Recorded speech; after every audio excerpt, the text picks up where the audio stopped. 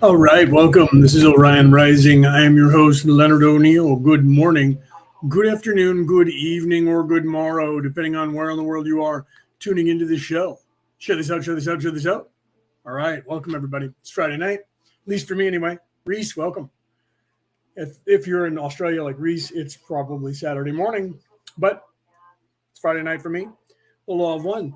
So we're going to get into that. I'm going to talk about some physics here because that's where Dawn is. That's where he ended the last session, and he's going to begin this session. So we're going to be talking about that. So you're going to get some of my physics background. So I apologize to anyone who's tuning in because that's what Dawn is asking Raw about is physics and the universe, and it's actually kind of important. And I'm going to take the time. Rick, welcome. Both of you guys are from Australia. Let's get some people from North America in here, man. Tag those guys in the groups.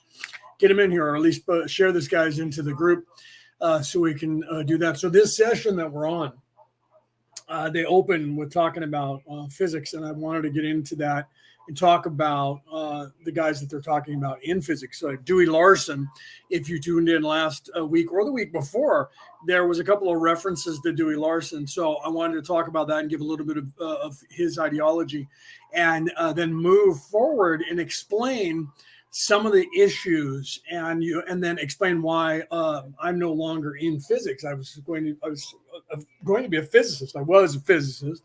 I was going to go to work for probably the government or somebody who would hire me, which they were going to obviously try and take all of the information that I could ever discover and turn it into weapons. So I decided that they didn't need to know that information. And we're going to talk about that and why. And how and this has been my contention and issue with physics my entire life, starting when I was a kid with Einstein. And we're going to get right into that, and I'll explain that. And Dawn, back in the 80s, was referencing and asking questions about Dewey Larson, and we'll get into that in a second as soon as we start that. Denise, welcome. We'll get into that and why Dawn also did what he did. And because of, if you were in Law of One chat, I think it was that chat where Miguel de la Pena, my buddy from Brazil, posted, he and I always watch what is it called? The What Files or something like that? The Y Files. And the new one that the guy just put out, they were talking about Göbekli Tepe and of these this place in Turkey and around the world, and talking about these civilizations that existed more than 10,000 years ago when the Ice Age ended. That, according to all academia, currently, that all of civilization started around 11,000 years ago, and we have proof now that the civilization started much earlier. In fact, something I haven't finished that entire video that guy put out that Miguel shared, that Mike shared with us. So I don't know. I'm only about halfway through it, so I don't know how far he goes. But the truth is, they have just announced in the last month or two that they realized that Stonehenge, which is in England, southern England, that was not built by Europeans. It was actually, in fact, built by the same civilization from Turkey that built Göbekli Tepe. And they existed going back 15,000 years and quite possibly older than that, as old as possibly 25,000 years ago. And those people that were from Turkey were literally a global empire. They were literally everywhere. And then there was a catastrophe that has been told in all of these so-called myths that academia won't believe are real. Okay, let me turn off this banner so you guys can see me here, right? There I am. There's my ugly mug. Okay. So I wanted to bring that up because immediately when we get into this, you're going to see that Dawn is currently still asking questions about Dewey Larson and his ideology about the reality of the universe. It's one of the reasons I have not read Dewey Larson's material. I'm also going to reference Michael Talbot. And I haven't read his. Fact, his book, Holographic Universe, is actually underneath this camera currently that you're seeing me on, holding that camera up high enough. And I haven't gotten very far in that book at all. I have to read it, but I have come to the same realization and conclusion that a lot of these scientists came across in time, and you don't know their names because the mainstream academia does not want you to think this way. Nikola Tesla was onto the ideology. Dewey Larson was on the ideology. Many people, and I'm going to read you a little bit of their bios so you see what we're talking about. I'm going to do this prior to Dawn's questions because immediately, if I just play this, you're immediately going to go, who's Dewey Larson? What are they talking about? I have no idea. And if you don't think that, you're not following along. Okay. So I want to get into a backstory and for a purpose. Now, because you'll see this. There was a direct time after that cataclysm that society plummeted into darkness. Since then, that was the rise of the Anunnaki. I use quote fingers, okay? That was the rise of the Anunnaki and their way of life and ideology. Welcome, Mel, Penny. Show this out. I was not on the right page to see your guys in the chat there until just now. I realized that you guys were talking in the chat, so I came back over here. So welcome aboard. So I want to give a backstory and what is actually going on when it comes to academia in the science community, okay? If you look at, say you watch that video that Mike shared in the group, and if it's not in the Law of One chat, I'll put it in there after the show. I think it's in the Law of One chat because that was where we were having that conversation yesterday. So if not, you guys are in like returning to the old ways, I'll link it there for you as well. And I'll probably share them on my page just because of the information that they have. Now, one thing that, and let me start with this, the most important thing about science in the past is that it was nothing like it is today. Okay, nothing. And let me explain that.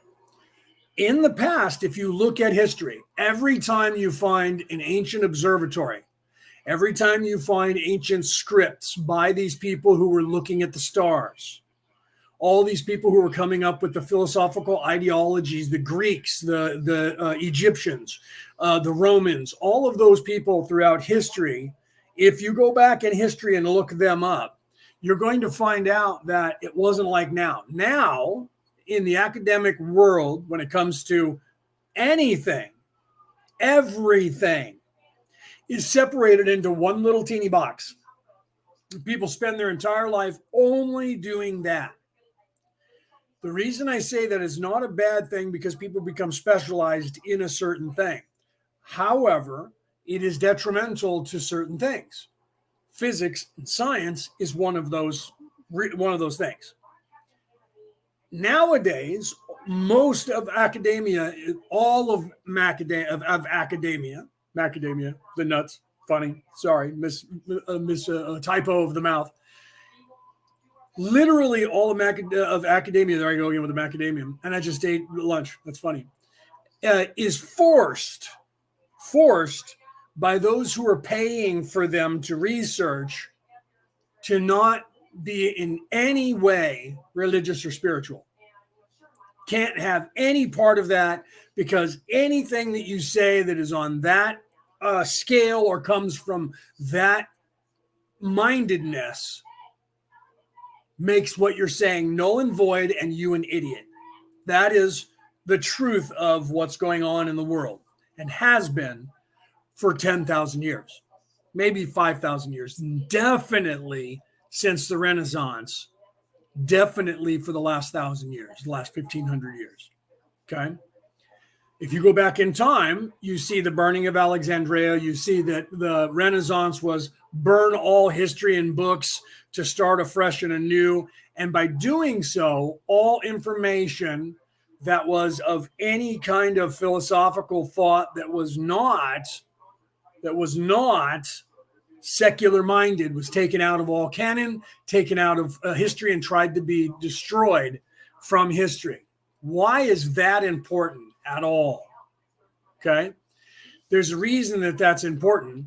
And that's because they don't want you to even think that way. To prove that, how many of you out there listening to this know who Dewey Larson is?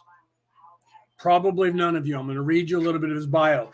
Both of these men that I'm going to tell you about are dead and have been dead since around 1960. Okay. Dewey Larson, who you're going to see Dawn referencing and Raw talking about and has already, was born in 1898 and died in 1990. Michael Talbot, who I'm also going to be referencing, now I have to pull his bio up for some reason. It keeps discharging it. He was born in 1953 and died in 1992. You probably don't know who either of those people are. Nikola Tesla was also born in the 1800s and died in the 1930s. I don't know exactly the date, but I'm pretty sure it was the 1930s, maybe into the 40s. And most people don't know his name either. There's a reason for all three of those men not in any way being left to history. Okay. So Dewey Larson, who you're going to hear about from Dawn asking the question, he doesn't talk about Michael Talbot, but I'm going to, and I'll tell you why, and you'll see. Okay. So Dewey Larson, I'm reading now from the this is rationalwiki.org. And of course, they immediately tell you a little teeny bit about his theory. And the last thing they say about his theory, I'm going to read you the last sentence or two sentences of the description of Dewey Larson. The theory is wrong in every detail, and it is trivially proven so with simple and obvious experiments. This has, of course, not given the proponents of him the slightest pause. So that's how much they want him discredited. Okay. They don't want you thinking about anything he has to say, and they're like, dismiss him because he has no idea what he's talking about. Okay. Albert Einstein hated the idea of his own theory of relativity. He didn't like it because he was actually a spiritual person. So he didn't like it at all. And I'm going to explain all of that into a circle, and then we're going to hit you with what Ra's talking about. So bear with me, because some of you out there are going to have a problem with the physics. And if you do, I'll ask questions and I will answer them. Okay, because this is actually a very important point. So Dewey Larson, his theory was that conventional science considered space and time, I'm reading this now from their description, okay, to be the framework of or in which the drama of the universe played out. And it is in manifest form. Okay, the thesis is the proponent, Dewey Larson. He believes that believed, because he's deceased, that the universe was actually, okay, the system is that the universe is not a universe of matter, physical, but a universe of motion. Okay, so he had his theory was that everything. So one in which the basic. I'm going to go back to reading instead of trying to sum it up for you. But like I said, any questions, I will answer them. Okay, the basic reality is motion. Okay, in all entities. So photons, particles, atoms, fields, force, all forms of energy are merely manifestations of motion. That was his theory, and they dismissed him and said he was a complete idiot.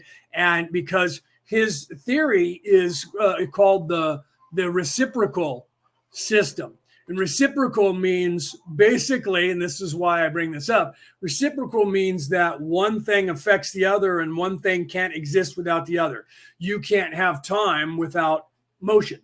And you can't have motion without time, because for there to be something that moves, there has to be a time so that it can move in. This was his theory. And it was a lot closer to reality than anyone wanted to in the 1900s, early 1900s into the 1960s. They didn't even want to go anywhere near that. Okay. So Einstein, who was working on things 100 years ago, almost now, and Tesla, who was working on things 100 years ago, these guys were all working on things at the turn of the century, and they were coming up with these theories. And they said, this guy doesn't know what he's talking about. His contention was very close, and he was onto it, but he was wrong. He was wrong in only a slight margin, not everything like they say. Okay, he was wrong because his idea was reciprocal theory, and his idea should have been cyclical in nature. Okay, because the universe is cyclical. Now, he was on to the idea that the universe was not matter as we think it is and real and exist on its own. So these guys back then said he was wrong and didn't know what he was talking about. So then there was a guy at the same time back then called Michael Talbot, and his theory was the universe, he in fact has a book, which I have sitting right there underneath that camera right now, called The Holographic Universe. And his contention, remember he died in 1992, right? His contention, he had several books, and I haven't read any of his other books, but he realized, and I'm going to read this off of his quick bio, he realized the parallels between ancient mysticism and quantum mechanics. He was not afraid of academia. That's why you don't know his name. He wasn't afraid of them, and he printed his own books, self-published like I'm doing now. Self-publishing because we can't get somebody that wants to publish the book because our theories are taboo. They're banned. Okay, so his theory was literally, let's see if it says it right here, what it is, of the holographic universe, his theoretical model of reality that suggests the physical universe is akin to a hologram based on his research and conclusions of older guys, David Bohm and Carl Pilgrim. You guys probably don't know who those people are whatsoever because their theories have been banned from academia for most of time. However, all of the stuff that they talked about, all of their theories have been adopted and utilized in the last 100 years. Even though they claim these guys didn't know what they're talking about, including Nikola Tesla. Nikola Tesla said that these guys who were trying to prove that what the universe is. Let me tell you the theory. This is the part that gets everybody kind of messed up. Okay. Here's the theory. Tina, welcome, by the way. I see you in the chat there. If you guys talk in the chat, I see you and I know you're here. So if you take this cup that I have my coffee in,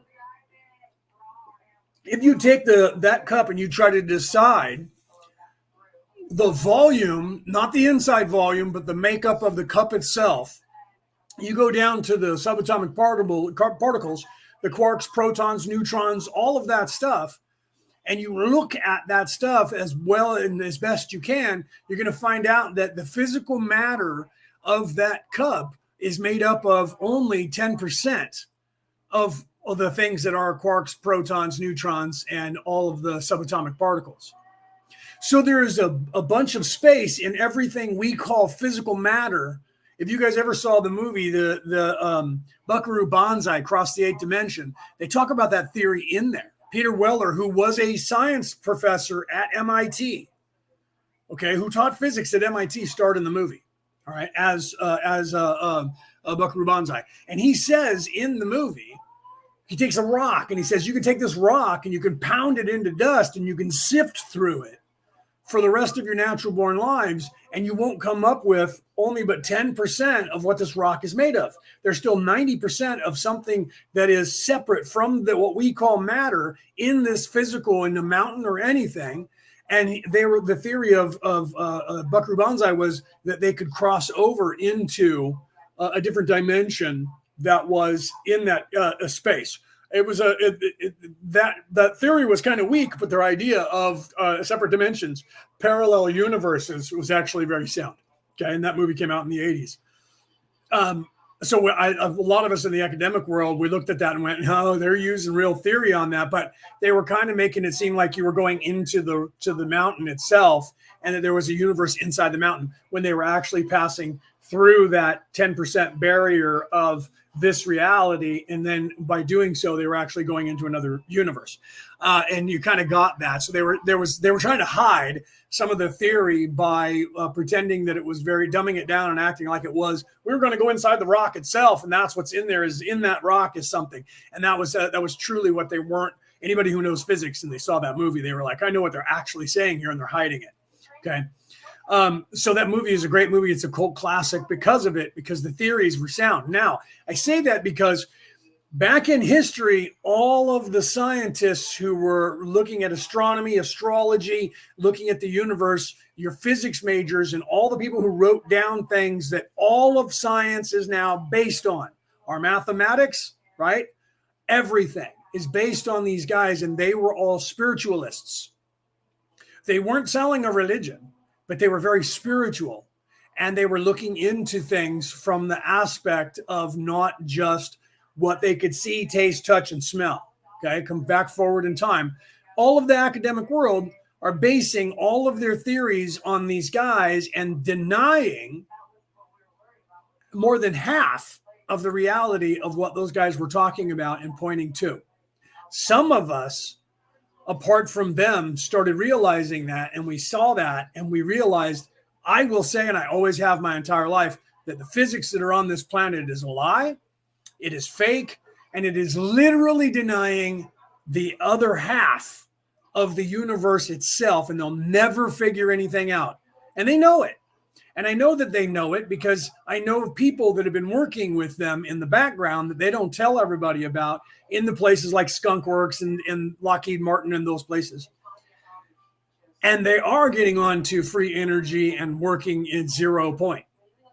Okay? 0 point energy. But they don't want the you and everybody else knowing about it.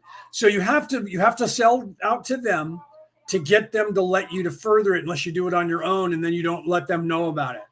And that's why they hear these conspiracy theories of, well, there's this perpetual motion engine out there, and if you start it, they're actually it broadcasts on a certain frequency. That's all true. That's not crazy. So there's UFOs, and it's not that crazy stuff that people think it is, but they equate it with that, and they say that it is literally just a conspiracy theory, but it's not. It's not. In fact, it does. There is perpetual motion engines. I was working on one 35 years ago. I came up with a theory that I now know is actual because the government actually has it. Okay. And I can't talk about that and how I know all of that, but I have mentioned that before. Okay. So if you watch the documentary Above Majestic, you hear about the radial engine, you hear about the electromagnetic waveform engine, the plasma engine, and the antimatter engine that is there. Okay. And I've seen actual specs from this theoretical quote unquote engine. We were talking about that long ago. So we know that it's actually real, but if you start one, if I built one and I started it broadcasts on a certain signature that they're passively tracking. So as soon as someone turns it on, they come and take it from them because they don't want the world to know about it. Okay, so I know that scares some of you, so I'm going to go away from that. Let's get back to the why. And all right, Leo, now you're saying some crazy shit. So explain that, because otherwise we're just going to say you're crazy. Let's do that. Einstein said there was nothing faster than the speed of light except for possibly a theoretical particle called a tachyon, which in fact goes backwards in time. That theory got turned into dark matter, and Hawking went with that. And Hawking still didn't like the idea of dark matter, but he came up with the theory that there was something, and this is to explain what is in that space in between everything. Okay?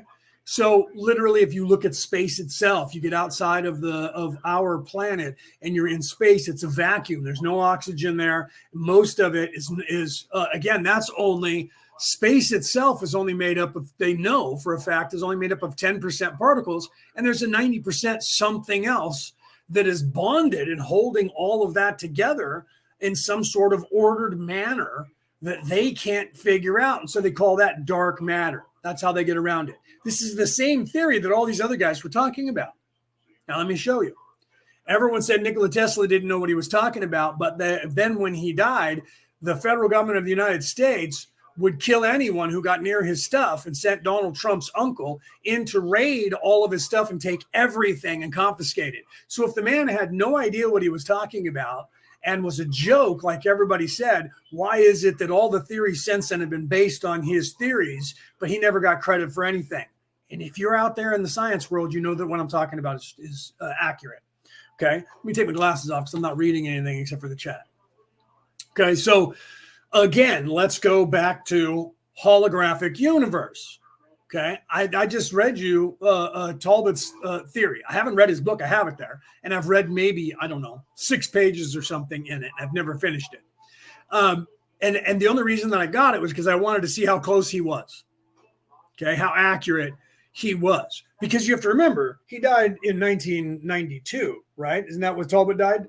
So he's been gone a very long time. And he wrote that book prior to that, and I don't have it. I'd have to move the camera just to find out when it was published. But it was probably published in the 80s. So we're looking at 40 years ago, and everybody said he was wrong, just like Dewey Larson. That they were both wrong. Einstein didn't like his own idea of quantum entanglement, which is what they call it now.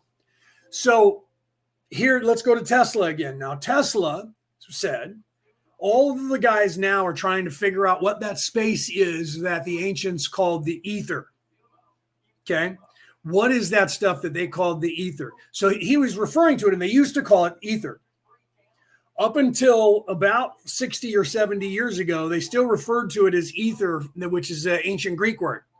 Okay.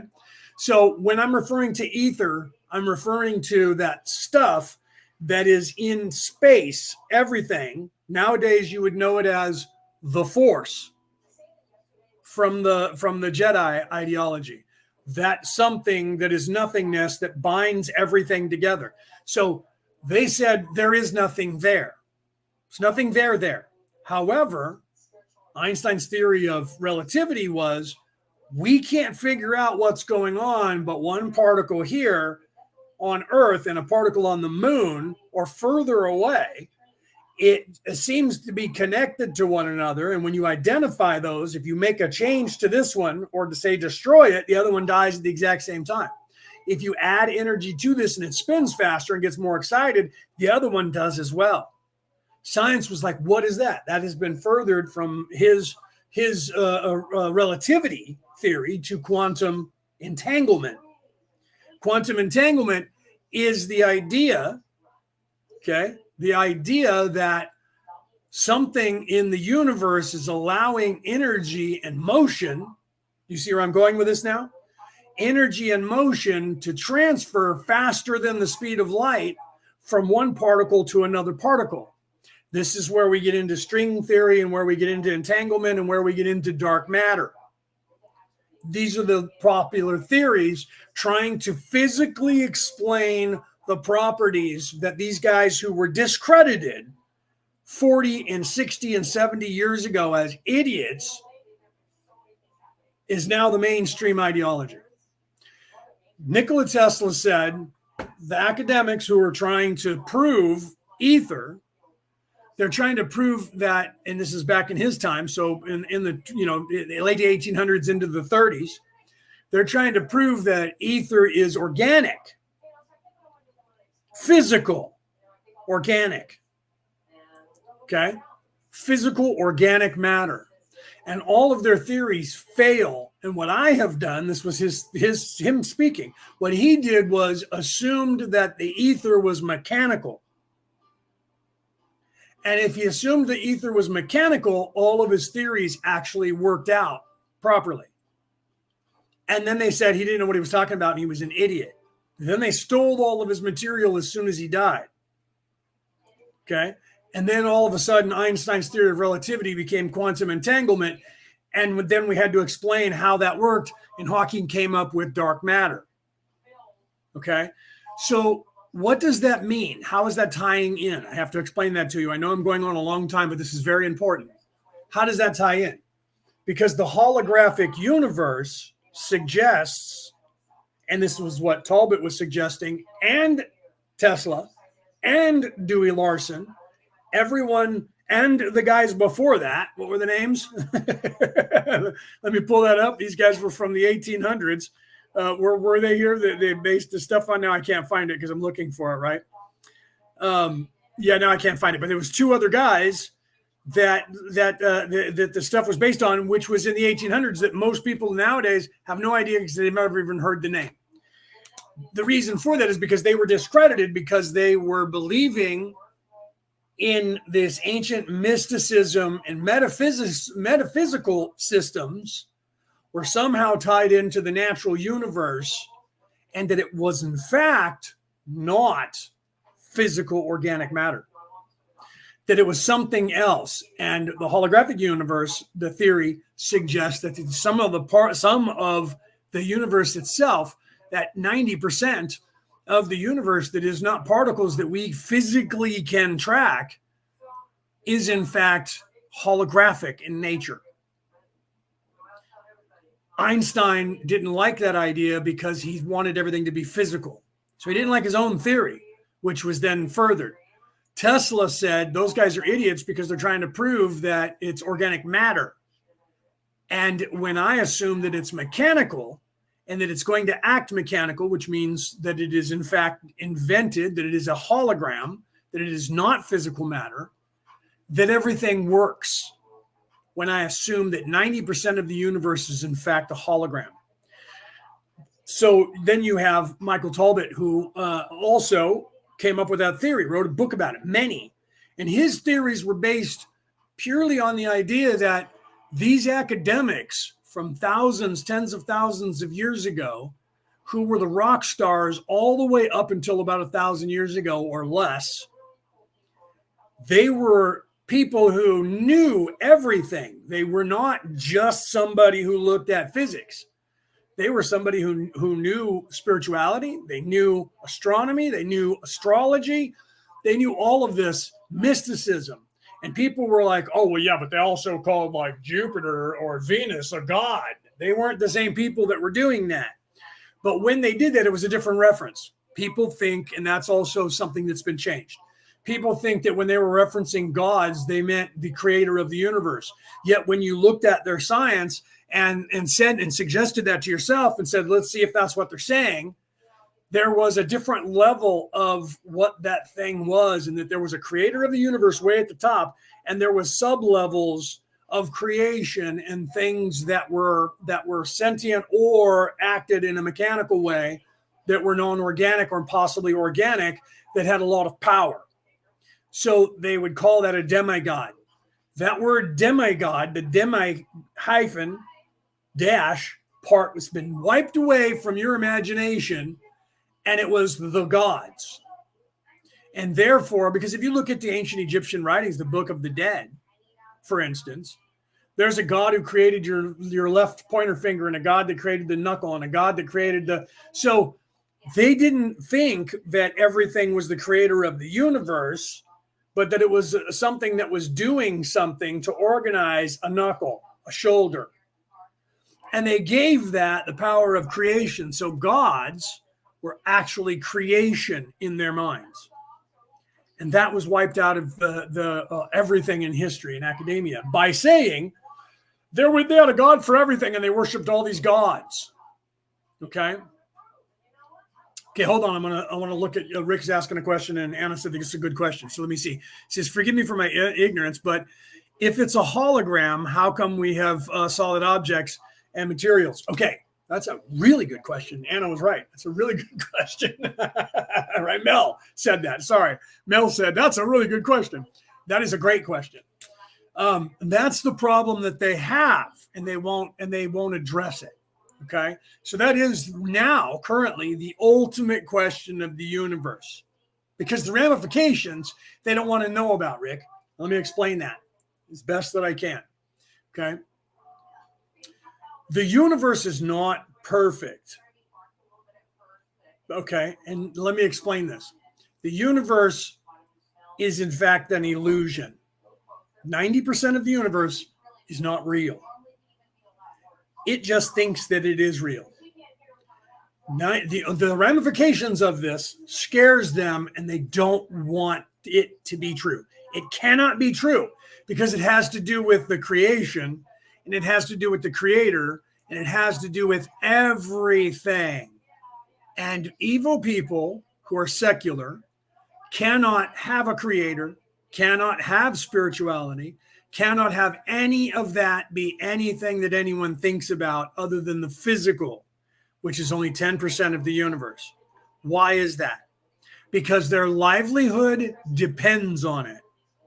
If you believe that the universe is 90% something other than physical, that's going to open up in your mind the idea of, well, then maybe some of what people are saying about God might be true. Nope, there is no God. Therefore, there is no anything other than that 10%. Don't even look at that stuff. It's not there. It's not real. You don't even want to bother with it. These are not the droids you're looking for. You do not need to see their identification. They can go about their business, move along.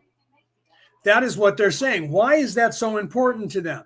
It's important because the only way that they can control you and everyone else, this is what Raw is warning about. Their modus operandi, their MO, is to get you to believe that this is all that you have and all that there is. They're desperate for that because you keep paying them then. You keep saying they create the fear by training the people who you're supposed to be fighting against. And this is actual. I know that to be an actual fact. I used to work for the government who used to train all of the terrorists that are now around the world, paid for by the very people who are saying those are our enemies and we have to fight against them. Okay. That is, and some people say that, okay, yeah, you're conspiracy theory, you're talking about politics again. Okay, if you turn off because I've done that, then you're not ready for this. So don't bitch and give me hate mail. Just go away. Find something that you like and you can complain about and fight over. Okay. I was about to go off onto a different area, but I don't want to stay on point. So literally, Rick, so if it's a hologram, how come we have solid objects? Because some of it is solid objects. It has to be, or you won't buy this place as real. So it's a facade. Okay. It's a facade. What's happening is you're seeing something held up in front of you. And you're being told, if you've ever taken a philosophy class, this is the allegory of the cave. Something is being put in front of your eyes and you're being told that's the entire universe. And you're only seeing it from looking straight onto it. And this is real if you see it and it's straight on. And in fact, it's my napkin that I used when I was eating my lunch, right? But it's real and that's the whole entire universe right there for you to see. But if you do this, and you turn it sideways, all of a sudden you go, wait a minute, that's really thin. And then if you turn it flatwise, you go, hold on a second, there's a top and a bottom and a left and a right. So how can that be if it's the universe? Okay, so the reason I tell you that is because the universe is only real. All the truths we cling to are directly related to a certain point of view. Do you understand that now a little bit more when Obi-Wan Kenobi said that to Luke Skywalker? All the truths we cling to depend greatly on a certain point of view. But when you change your point of view, that same exact scenario, that same thing that you were looking at before in third dimension, 3 dimension, 4 dimension, is all of a sudden completely different to you than it was a minute ago. And your reality has now changed because your perspective has changed. Do you see? Do you see my point there? So we have to have some physicality for us to buy this place being real. Without some physicality, we would never, there's nothing here in between us. But there is something here in between us, because if there was nothing in between us, it would be a vacuum. So between me and that camera, that's air. Well, what is air? Do you see? What is air? Well, it's gases and it's oxygen and okay, keep going. If it's a gas, that means it's not a solid. Is it a liquid? No. Is it a light wave? No. Is it a sound wave? Well, no, it's a gas. It's actually all of those things. A gas has a sound because it has a vibration, because it has motion. If it has motion, it has time. That means it has a beginning, a middle, and an end. That means it has to change into something or degrade or die. Do you see it? But it's still there. Just because we can't see it optically doesn't mean there's nothing there. It means something is there. So what is it made up of? Some of it is a hologram. And what is the ramifications of that? We cannot have that be something. What is a hologram? A hologram is something that we create on a computer that is not in fact real, that we project into nothingness. That's why holograms, like if you watch Star Wars, you saw holograms on the chessboard that they had. Okay. And that was the image of something, but they made it a ghost-like image so that you wouldn't think that it was real. What if they did that and it was projected there, and those pieces looked like they were real, 100% solid, and then they were moving and killing each other. Then your first instinct is they're using poor little animals, and they're having animals kill themselves and each other so that they can play a game. How dare they? But if all of a sudden now you realize, well, it's not even real. It's fake. No one's getting hurt. Like a computer game that we do now, then you accept it as, well, it doesn't matter. There's that word matter. It doesn't matter. Okay. And again, there's words that we use in everyday life that no one realizes the ramifications of when you say it. It's mind over matter. Well, what does that mean? Matter is something that's physical. That's what that means, isn't it? No, in this instant, now we're changing the definition. It means an idea. It's kind of like saying philosophy is the idea of thinking. That's not what the concept of that actual word means. You should look up the etymology. I've talked about it. So it doesn't matter.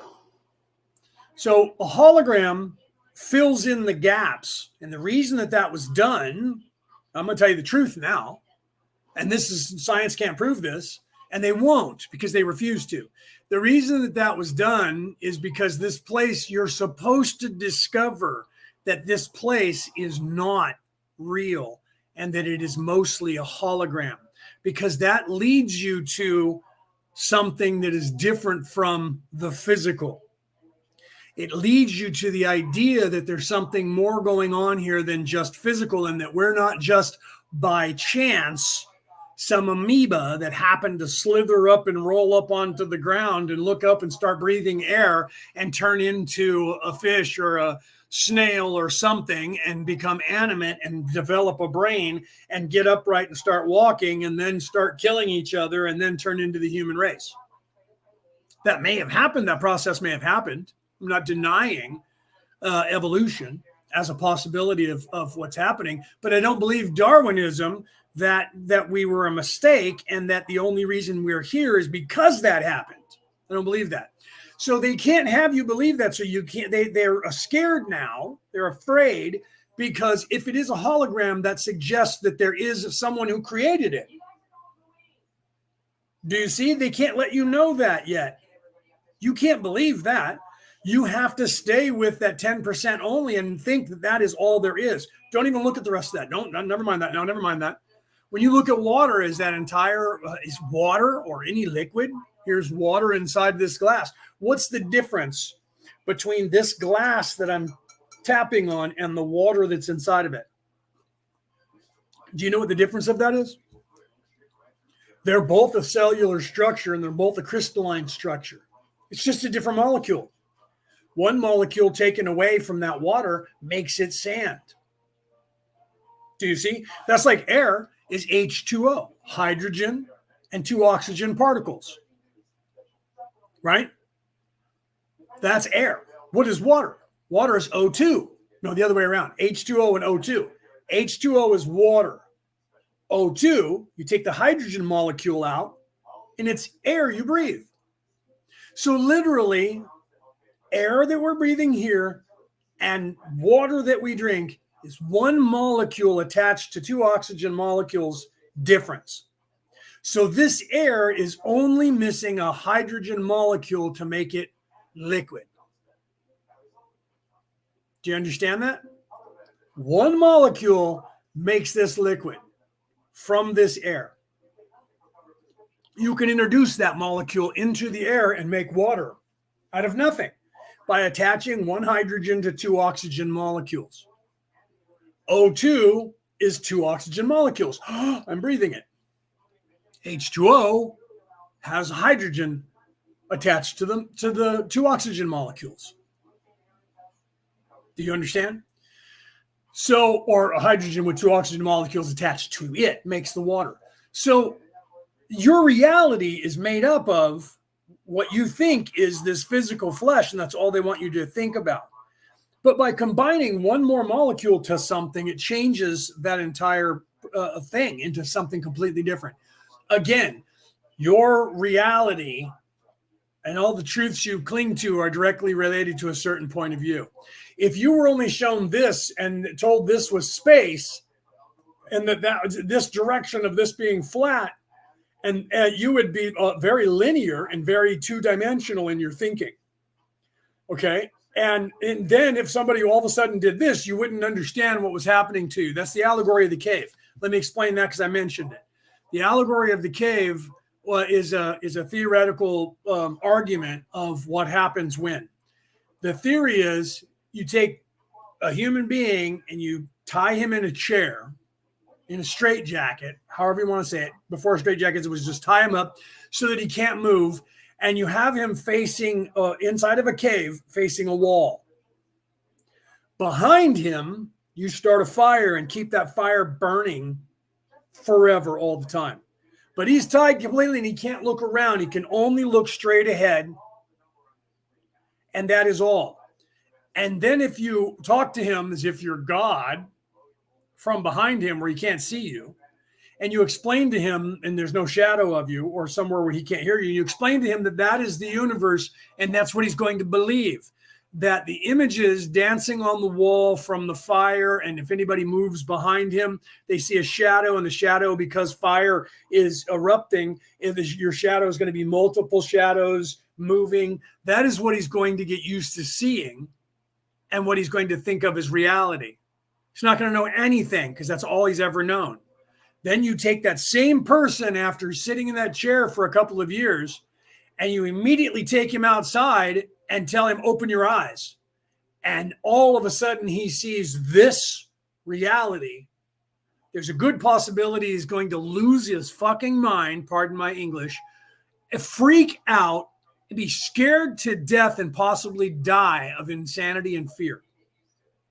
Because now he's on sensory overload, light overload, and he's trying to make sense of items that are no longer moving like this in front of his face, because that's what flame looks like. Okay. And now he's trying, his whole body has been trying to see these objects as they're doing this in front of his face forever. And now all of a sudden it's not there. All the truths we cling to are directly related to a certain point of view. So literally, his reality is now upended and he has to figure it out. And if no one's there to tell him what's going on, it's going to be a long time. He's going to try and run back into the cave and sit down in front of that wall again, because that's what he knows is reality and what he's not afraid of. This is what's going on with the universe, is they've taken away the idea that the universe could be in some way spiritual. If you ask a scientist today, look this up when you guys are done watching me, Google it. Google what is gravity, and you're going to get some bullshit story that, well, theoretically, because they don't know, they may even tell you like they do know, the center of the Earth's core is copper. No one's ever gone to the center of the core to find out that it's molten. Well, it's molten copper. And because of that, it's generating electricity. And because it's spinning, what causes the Earth to spin? Never mind that now. Perpetual motion, of course. So how did it start spinning? Never mind that. It was because the gases and things were just moving around in the universe, and because the molten core happened to be there, everything starts to move around, and then it was attracting things to it, say, because it generated this field that was pulling things to it, and they can't prove that. Prove it. Well, we have this device where we put copper there and copper filaments scraping against other copper filaments. And if we spin the inside one, it creates electricity. You're absolutely right. It does. That still doesn't say that you've proven that with the planet. So what you're saying is that all planets have one thing in common, and that's a copper core. And that's why there's gravity. So the moon has copper core too, and Venus and Mars and Jupiter and every planet in the known universe. And you've gone to these planets and drilled down there to verify that? No.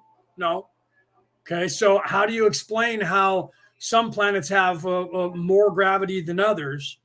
Well, because they have a bigger copper core. But you just said you don't even have any idea if that's accurate.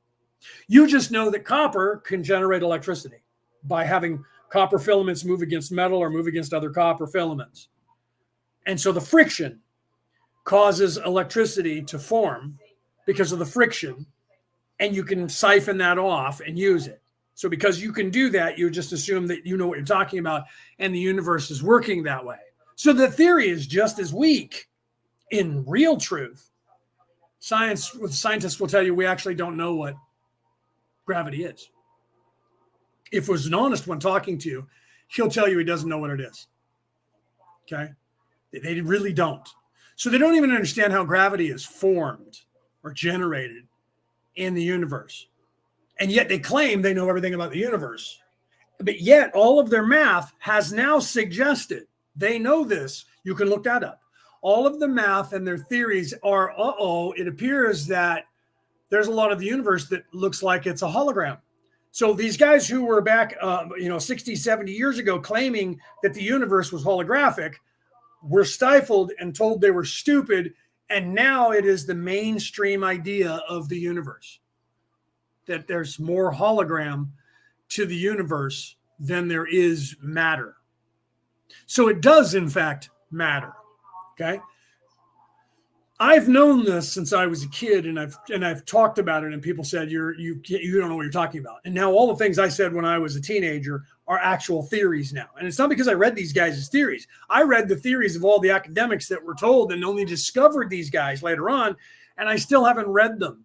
I haven't gone back and read all theories. I read what is the thesis? What is the theory? And that's all I read. I don't read their entire books and things like that, even though I have the holographic universe. I haven't read it all. The reason that I don't do that is because organically, I don't want to be completely overwhelmed with people's theories, because you try to adopt that. I remember having a conversation about quantum mechanics with a person who had learned the old way of thinking, Newton. He learned Newtonian logic and didn't learn Einsteinian logic or Teslan logic or even Hawking. And that's what he learned first. And so he believed it to be true. And when I said, well, wait a minute, there's something to this Einsteinian logic of the theory of relativity, he wouldn't hear it, refused to even listen to the idea of any other theory besides relativity, or not even that, but besides the beginnings of an apple falls from the tree and hits me on the head, and it must be gravity. And gravity is because the earth is spinning, and the earth is spinning because it has a copper core. Okay. He would not go any further into nope, wouldn't hear it at all. He was closed-minded. Would not even fathom the idea. It was a buddy of mine's father who was there and said, well, what do you theory? And I said, well, I'm going to prove that Einstein is wrong. And he laughed at me. What do you mean Einstein's wrong? And I went into explaining that I didn't believe that light was the fastest thing in the universe, and that the tachyon probably doesn't even exist. And yet his own theory of which is now quantum entanglement, he didn't even like, even though he said, I can't explain that. We can't explain why that's happening.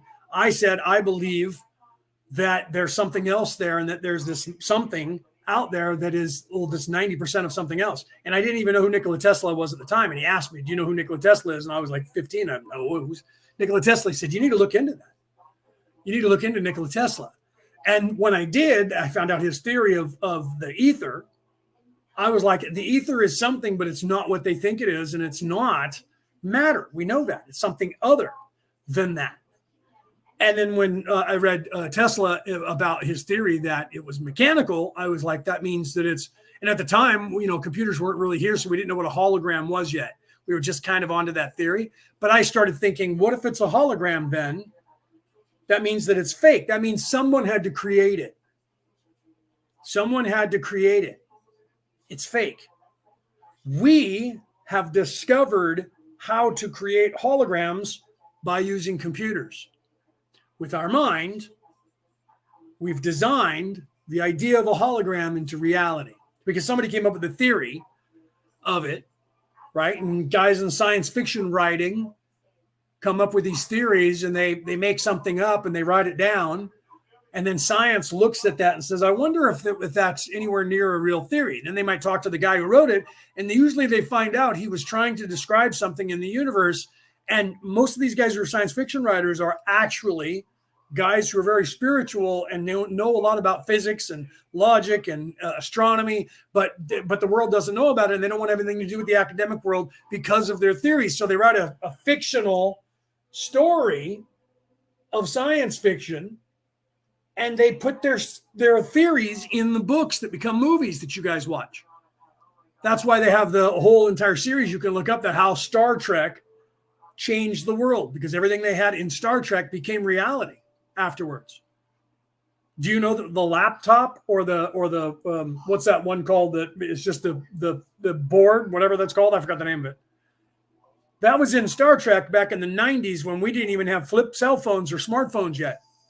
In fact, in the 60s, they had a communicator that flipped open and had a little dial pad on it, and they would go, Scotty, beam me up.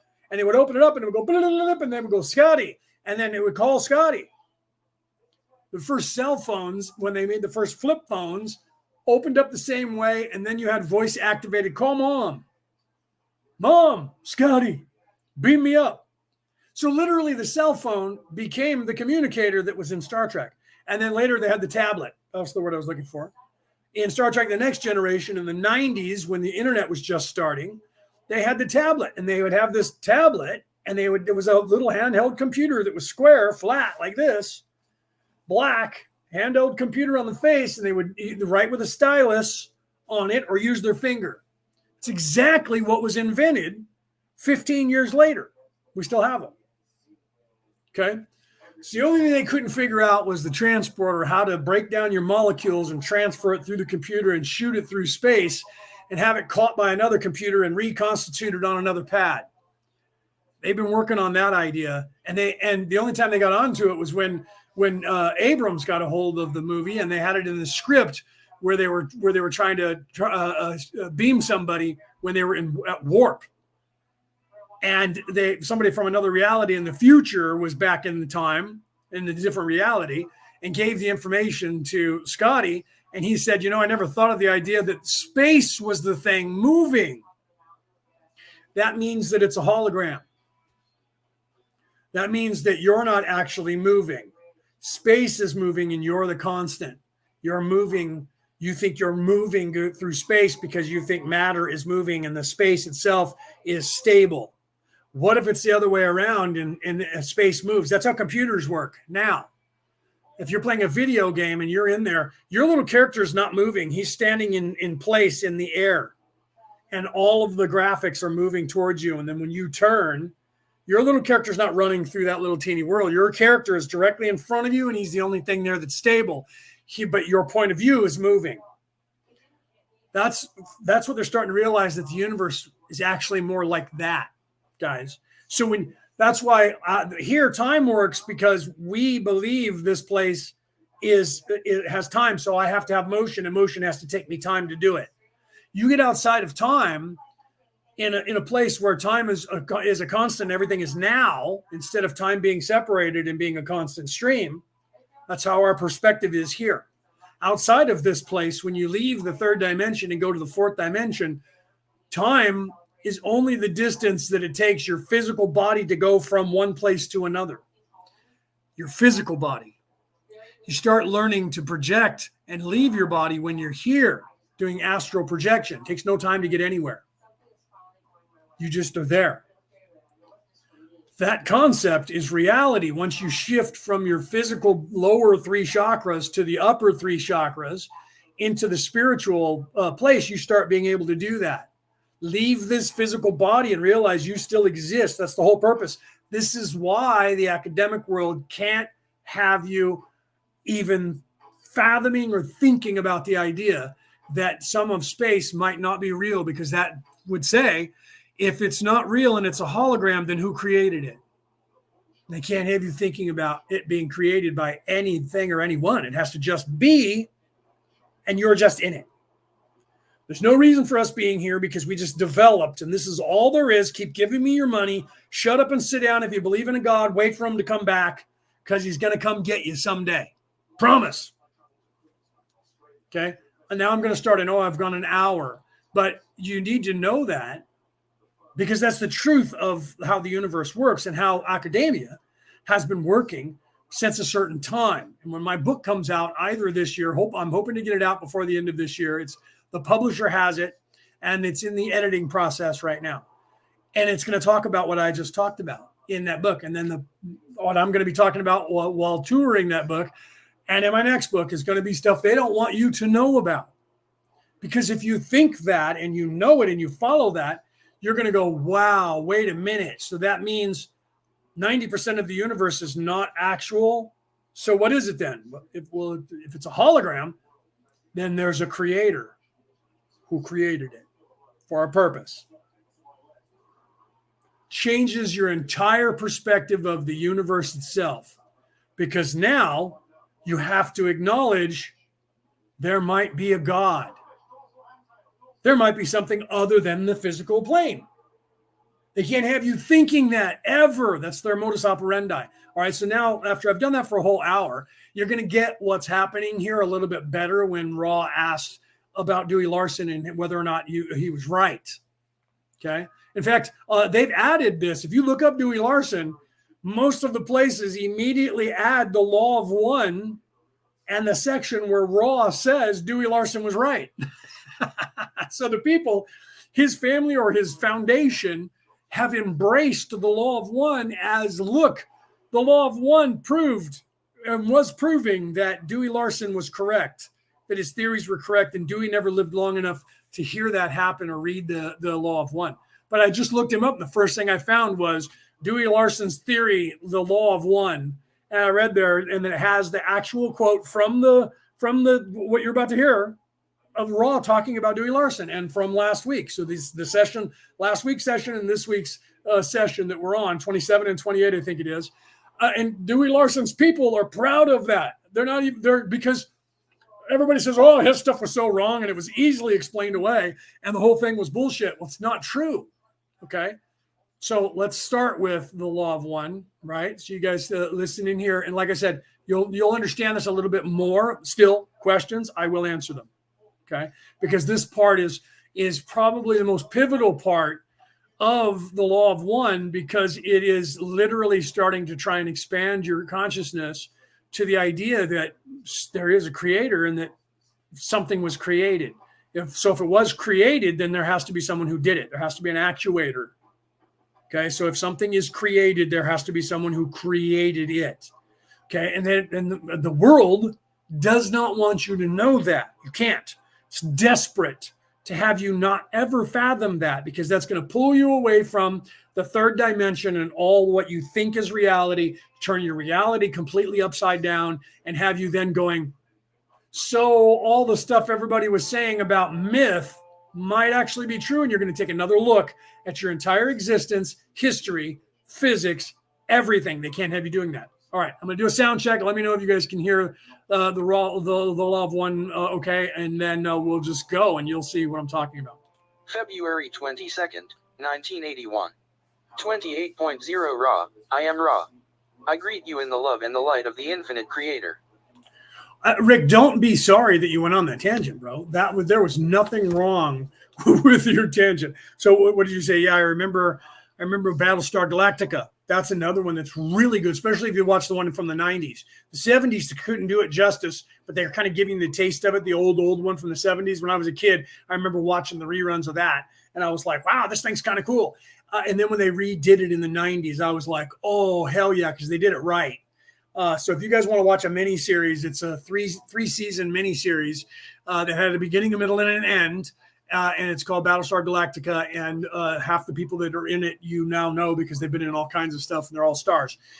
You should take a look at that and watch that, because that theory in there is scarily possible as a reality, because it's based on all of our myths from our world and how we got here on this planet and where we came from and all of that. So it'll kind of scare you quite a bit if you actually do understand what's happening in that. Star Wars was the same. So Star Wars tells you in the beginning, a long, long time ago in a galaxy far, far away, this stuff is happening, right? And I don't know if Spielberg, knowing Spielberg, he didn't do that to try and go, well, this is an imaginary thing. I think it was a little different than that. Same thing with Battlestar Galactica. Battlestar Galactica happens in a long, long time ago in a galaxy far, far away. But where they're trying to get is Earth. Where they're trying to find is Earth. The 13th colony. There's 12 colonies. They're all named after the sun signs. It's all astrology. It's all the astrology we have here. The names of all of the people. They didn't show you in that version how much they were Egyptian-like. In the old version, they were very Egyptian in their dress, their garb, their everything around them. But they are, if you listen to the words of their religion and all of the things that are going on, you can see that it's very Egyptian-esque and very spiritual in a very earthly way. It's for people like, well, they're just based it on our stuff here. It goes beyond that, and so it's kind of cool. So don't feel bad that you had me go down that. I could have not given any of those descriptions, just played this, and then just superficially, which would be against everything that I am, superficially translated this for you and then said, look up Dewey Larson and figure this shit out for yourself. So don't feel bad, Rick. I would rather you ask me the question and I spend all the time going down that crazy road that I just went down because of my background. I was going to be a physicist. I was going to work for the governments of the world, or one of these secret places they were trying to recruit me to go to work for. And then I decided that I didn't want to give them weapons and power and money. So I burned everything that I knew that I had written down and all my theories I was working on, burned everything, shredded everything, got rid of everything, and said, it's all in my head. If you guys want it, you're going to have to come get it. Otherwise, you don't get shit. And I walked away. A lot of us do that. That's why when Good Will Hunting came out, my mom looked at that and said, oh my God, it's you. That is literally your life. These guys came to get you and have been trying to get you and convince you to come and work for them to do this. And you had to decide whether you were going to do that or not. And I'm like, yeah, I lived Good Will Hunting. I lived it. Right? So, I mean, I wasn't like at a college writing on the board and someone had caught me, but just the whole lot, once they realized how smart he was, I was tested by the government and they wanted to come get me. I have two nephews. That one they're going to want, the other one he's on the spectrum of autism, so they'll probably be afraid to go after him. But his older brother, I'm sure, will disappear and not talk to the family anymore because he's that type of person. He's in service to self, so he'll be working for Skunk Works soon, working for the government. We'll never get to know what he's working on, but he'll get to know what's going on. All right, let's continue here. I communicate now. 28.1 questioner. I may be backtracking a little bit. Oh, well, there's another good question, Kevin. Kevin said, how does Jesus play into all of that or all of this? Okay. See, I'm glad I was not going to go there right away. Okay. How does Jesus play into all of that? Okay. So first, we have to discuss whether or not you believe Jesus was a real human being or not. Okay. I am a minister. Know that too. I have 4 titles in 4 different religions, 2 of which are Christian religions.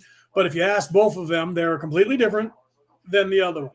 I have a Catholic and a Christian title. And people, when they're Christians, say Catholics aren't Christians, but I tell them, go and look at your Bible from your church and look at the publisher and look that publisher up and find out who that publisher is. You're going to find out that the publisher who wrote the book and the curriculum that your teacher is teaching you, your priest is teaching you, is in fact a Roman Catholic organization that has printed both your Bible and the curriculum your priest is teaching you. So you don't know it, but if you're a Christian, you're a Catholic. Even though I'm a recovering Catholic. Okay, so that's actually kind of deep, Kevin. Maybe you asked that question on purpose to pull me off of the point, because first you have to decide whether Jesus was real or not. Because if you go back in time, what I know, and it's in my book, and I've shared the videos with people in the group, and I could share it with you. You could look this up on YouTube. If you go back in time, all the Romans, the Greeks, and the Egyptians, so we're talking 3,000 to 5,000 years ago, they used to call this oil that is secreted, 2 oils that are secreted from your brain, okay, from 2 different places, the hippocampus and the optic thalamus in your brain. One is the land of milk and honey is what that is. In fact, the hippocampus is the land of milk and honey. One is a honey-like substance. The other is a milk-like substance. And that oil when they're secreted, that goes down your spinal column in by the Pingala and the Idala nerve, or the Ingala and the Pingala and the Idala nerve, and it goes down your spinal column to a place they call Bethlehem, which is at the base of your spinal column, which is the 7 vertebrae at the base of your spinal column that are all connected. And when those 2 oils go into that area, they actually mix. And then when they mix together, they come back up your spinal column. And as they're doing so, they get charged with electro and magnetic. One is electricity and one is magnetism.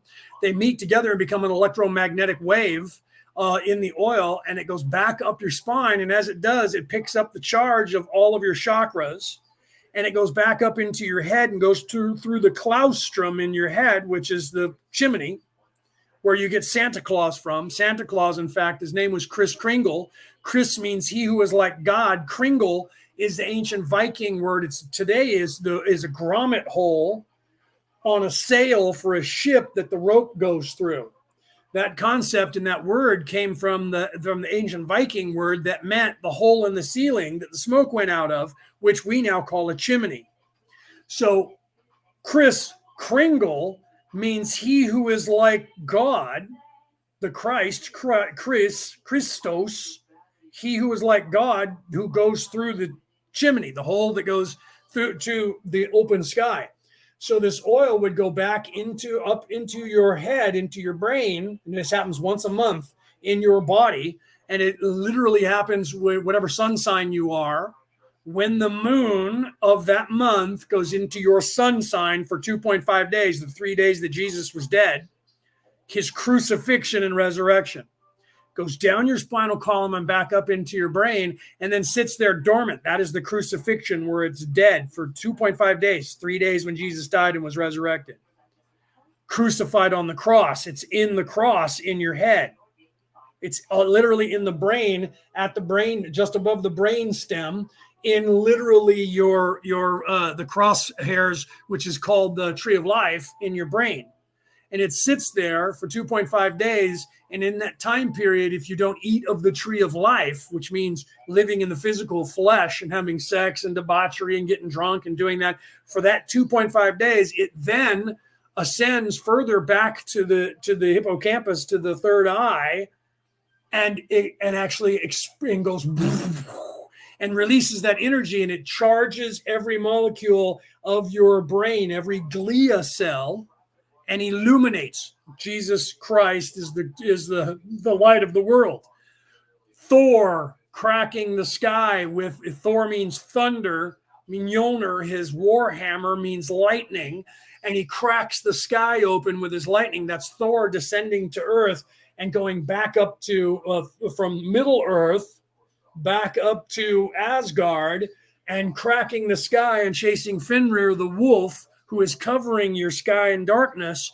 He illuminates. It's the same story, just being told a different way. So Jesus, what does Jesus have to do with the universe and the universal mind? Well, I'm going to give you a radical theory that's going to freak you out, and you're going to say, I'm freaking out and I don't know what I'm talking about, if you haven't already done that. Okay.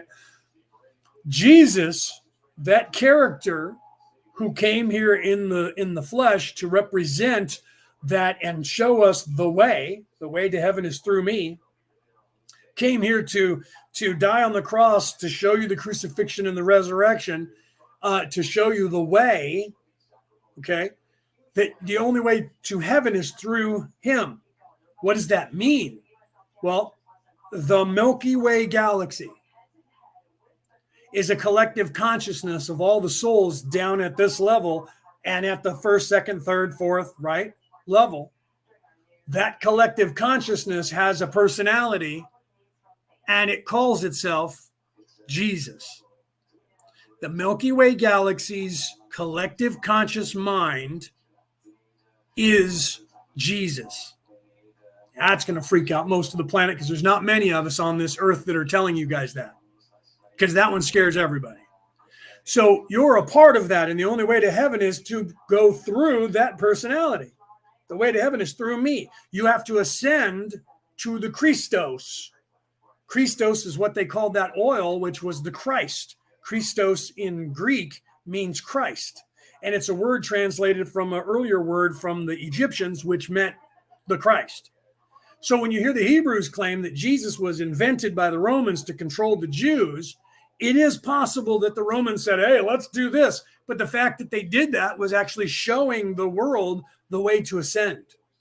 So all of the stories that they made up after that were had to have been done by geniuses, because those of us like myself who are theologians who study this stuff my entire life, not even kidding, I started when I was like 8, studying all the theology and religion and all of the stuff, kind of as a requirement because my father charged me to. Because of that, you would have to believe that they all knew what they were doing, and they were doing it on purpose because they were trying to reconstitute the ancient ways.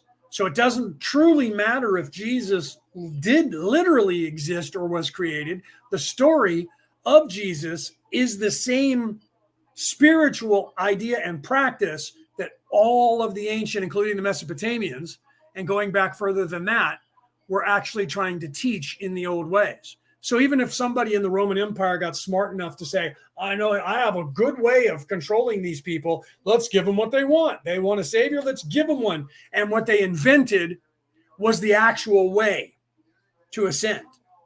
So if that was actually done, that goes back to, that if the human race was created out of error, it was done because the creator allowed it to happen. So the scary part of that is it doesn't actually matter whether Jesus was alive or not. But the scary thing is that Jesus wasn't lying, and those people had to have known that. So somebody who wrote that had to have had access to the halls of Amente or the Akashic record, whatever you call that. Okay.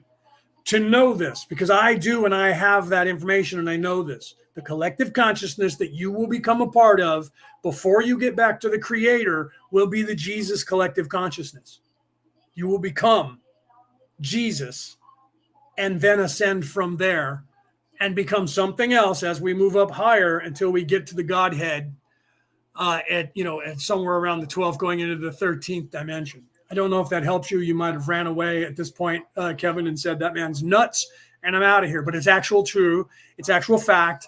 And every one of you out there on the face of the earth that are listening to my voice can attain this knowledge and this level of knowledge. And when you do, you go, wow, oh, man, how did I not know this before now? And then if you try to tell anybody, if they're capable of understanding it, notice I don't use the word understand, because understand means you stand under me, under my spell. That means that you bow to me and my rule. Do you understand me? Do you get me? We get you, sir. Yes, sir. Yes, sir. That's why they say that. That literally means, look up the word understand and look up the etymology of standing under someone. See what that means. It means control under their power. So do you bow to my will is what that means. That's why I never say understand. I say understand, comprehend. Okay? Understand. So if you're capable, then let him who has the ears, that's the highlights. I say this every time. If you read ancient scripture and somewhere in there they say, he who has the eyes to see, he who has the mind to know, he who has the ears to hear. Jesus' Sermon on the Mount started with that. Let him who have the ears to hear my words. Okay, that was a highlight. This is highlighted. What I'm about to say to you is actually more important than you realize. And it's esoteric. Okay? It's internal knowledge that you need to know. The word esoteric, everyone thinks means hidden or forbidden knowledge. It actually means internal. If you look up the etymology of that word, esoteric and exoteric, esoteric means internal. It's an ancient Greek word. Exoteric means exit. That's where we get the word exit from, by the way. That means external. That's where we get that word from. Okay? Do you notice that those words are versions of the word, right? Esoteric, exoteric, exiting something, external, outside of. Those words come from that ancient Greek word that was translated into Latin and then translated into English. And so we use the Latin word exit, external. That means exoteric is what the Greeks called that concept. And then in Latin, it was translated into external. To be outside is to exit, to go, the properties of going outside. So we get those words from these people, and the concepts were different. Esoteric meant internal. It doesn't mean forbidden or hidden knowledge, but it does mean internalized. So in some concept of the word, it could mean hidden because it's internal. But literally, that was what the highlights were in all the ancient scriptures, and that's why they use those terms. Let him who hath the understanding reckon the number of the beast, for it is a human number, not it is a number of humans. They translated that now into modern English of it is a number of man. No. It is the number of man is the actual translation. Go and get a King James version and teach yourself, or go further back and read that translation. They've changed it because they don't want you to know what they're saying in there. Let him who hath understanding reckon the number of the beast, for it is a human number. And its number is 666. What does that mean if it's just a human number? Why do they go through all of that when they say, let him who hath the understanding reckon the number of the beast? It means 666. And that represents the devil. It's not what any of that says. Not at all what any of that says. What it says is, let him who hath the understanding. Highlighted, this is important, and it's esoteric, it's internalized. This information is hidden here for you to discern by reading what I'm saying to you. I'm trying to tell you something, and I can't just come right out and say it to you. So let him who hath the understanding, let him who has the ears to hear. Those are places in all scriptures that people will tell you that thing, and that's a highlight to tell you what I'm about to say or what I just said to you is very important, and there's hidden messages in here that you have to be paying attention to get. Let him who hath the understanding reckon the number of the beast, for it is a human number. It is the number of the human makeup. I have a reel, short, whatever you want to call, on whatever platform you go to. I have it on TikTok. I have it on Facebook. I have it on YouTube. I have it on X. You can go there, and I even did a whole show on it 2 months ago now, or a month and a half ago, when I was on Jacqueline's show, which I'll be on tomorrow, by the way. I'm going to do a commercial for that in a second. And I showed you that what we are made of, what reality is made of, this human body is made of 6 neurons, 6 protons, and 6 carbon units. 666. 6 3 score and 6. So the physical human being is 666. The number of the beast, the nature of the beast itself is human reality living in this place. And it's also the 3 lower chakras, 666. 3 times 3. Okay? So literally, that is what they're trying to tell you in there. There's many things that are like that they're trying to tell you. Everything, most of the stuff that's in there is either just teaching you neither a lender or a borrower or be. That kind of stuff. Don't screw your brother's wife. Don't murder people. That's just commonsensical stuff that we should actually be teaching our children and should know already. But back in the day, 1,000 years ago, 2,000 years ago, people didn't go to school like we do now. There wasn't schools everywhere, and everybody went to them for 12 to 24 years of their life at all.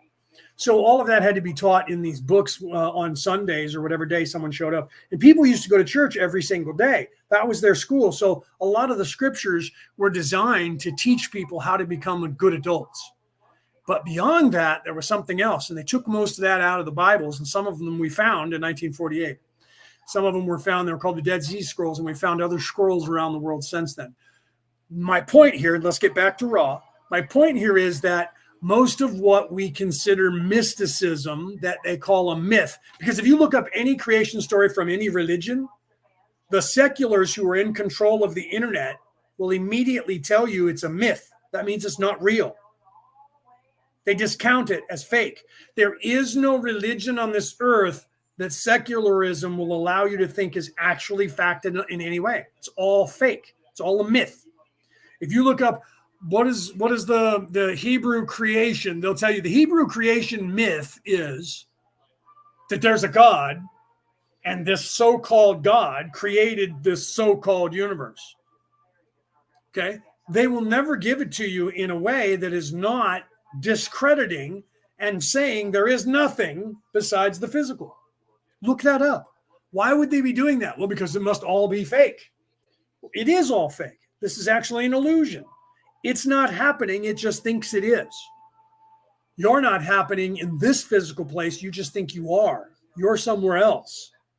And you're not a prisoner somewhere in some jail cell. And this is a theory that they'll try to tell you so that you won't think of spirituality, that you're in the matrix and you're in some little confined space with things jacked into the back of your brain and in some goo, and there's some robots that are using you as power. They would rather have you believe that aliens, they'll let you believe in aliens and them being your overlords before they'll let you think of spirituality. Think about that. You start talking aliens, they call you crazy. If you start talking spirituality, they go, no, it's aliens. Wait, what? Secular people would let you know that there's aliens when you start talking about a God. But if you don't, and you're like, God doesn't exist, but aliens do, they're like, you're crazy. There's no such thing. We're the only people in the universe, and there's no God. Well, okay. But then I guess I'll go back to thinking there's a God. Never mind that. There's aliens, and they're in control of you, and you're on a penal colony. So they'll jump immediately and let you believe in aliens to keep you away from thinking about spirituality and a God. Think about that. Test it. Test it. Go to somebody who's a secular who believes in science and talk about aliens and watch them. If they're not in service to self, they'll look around and then talk to you when nobody's paying attention. But otherwise, they'll go, there's none of that. That's all bullshit. So what do you think about God? Also bullshit. So what you're saying is that nothing is real except for what you tell me it is. Well, because it's the only thing that we can actually empirically prove. They use certain words. What is empirical evidence? You should look that word up and find out what they're trying to tell you it is. Because 90%, this is not a joke, 90% of their theories can't be proven the same way they claim God can't be proven, by using their logic of empirical evidence. Look it up. I was in physics for a long time, still am, but I'm not working for anybody anymore. Okay. And I will tell you right now that that's why they called them theories, because there is no empirical evidence that proves any of their theories at all. So the truth is, by their logic, nothing is real. Physics isn't real. Math isn't real. This reality isn't real. And it's just as not real as God or aliens or anything you can imagine, because the truth is there is no empirical evidence to prove any of their theories, just like there's no empirical evidence to prove there's a God, and just like there's no empirical evidence to prove that there's aliens. And that's only if you keep looking at this piece of paper from this direction. And that's what they're trying to tell you to do. Here's reality. Just look here. Don't ask me to give you the other side of it. Flat Earth theory depends on that same very ideology. You should look it up. That's why people like me are telling you, learn to read, look things up for yourself. Don't use the internet. Go to places. There's this old junky building that has a certain smell that you can go to. It's called the library. And in that building, they have books, and they're trying to remove certain books out of that, which I find very interesting, by the way. All of these same secularists want to, they say that we can't take books out of libraries because we need to be diverse and inclusive. So they want all the books that have to do with sexuality put in the libraries. But if you say, why do I not find anything about religion? Oh, that's because we can't have religion, and we have to have a separation of church and state. What does the library have to do with that theory? And it's okay for sex, but it's not okay for me to learn these other things that have nothing to do with any harming of anyone at all? Think about that now. The same people who are telling you we need to have these books in, certain books in, and you guys are trying to ban books, they have a list of books that they have banned. And it's way bigger than the ones that these so-called Christians are trying to ban. The so-called Christians are saying we shouldn't be like giving sex to our 5-year-olds and 7 and 10-year-olds in the libraries. Why don't we put that in an adult section? They have to be a certain age to get to. And they become evil by these same secularists, but yet they're taking The Taming of the Shrew out. They're taking Dr. Seuss out. They're all these other books. So what are they harming? Free thinking and imagination in any book that is teaching you that, they don't want you to look into. But sex is cool. I'm not coming from a standpoint of politics, right? Because that's the religion of evil. So if I have just become your enemy, it's because you are simple-minded in your ideology and you're associating the way they want you to. And that is in a fight, and somebody has to be your enemy every time they open your mouth. And pick a side, man, because I'm either a D or an R after my name, or you're a progressive or a conservative. So it's either a P and a C or a D or an R.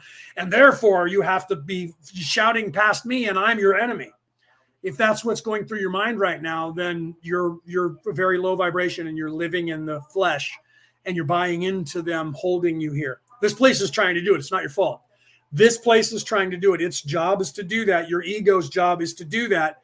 The external, the internet, the television, the news, the media, TikTok, Facebook, every app that you have is actually the algorithm is designed to hold you in this place and make you think that it's real. That's why I said this place isn't real. It just thinks that it is. Okay. So hopefully I haven't offended you. Hopefully Kevin is still here. He hasn't said anything. Danny's here. Welcome. I didn't say hi to Danny. Right. And Peter Coyle's here. And Aurora is here. So I apologize if any of you got annoyed and left. If you're gone already, that's because you weren't getting what I was saying and you immediately thought I was your enemy and you were running for the hills. Hi, Danny. Danny said hi and I said hi back. Okay, so let's play a little bit more raw. So if you were here, some of you just got here, you might not have known I did an hour on physics so that you would understand what we're into. So if you haven't gotten that after the show, you might need to go back and listen to my spiel to explain what's happening. But I will answer any questions that you have as we go forward. So let's continue. I've literally only got 14 seconds in, and it's been an hour and a half. But there's a reason for it. And you see that if you go back and listen to what I had to say. And make a few false starts today because I think we are at possibly the most important part of what we are doing in trying to make it apparent through questioning how everything is one, and how it comes from one intelligent infinity.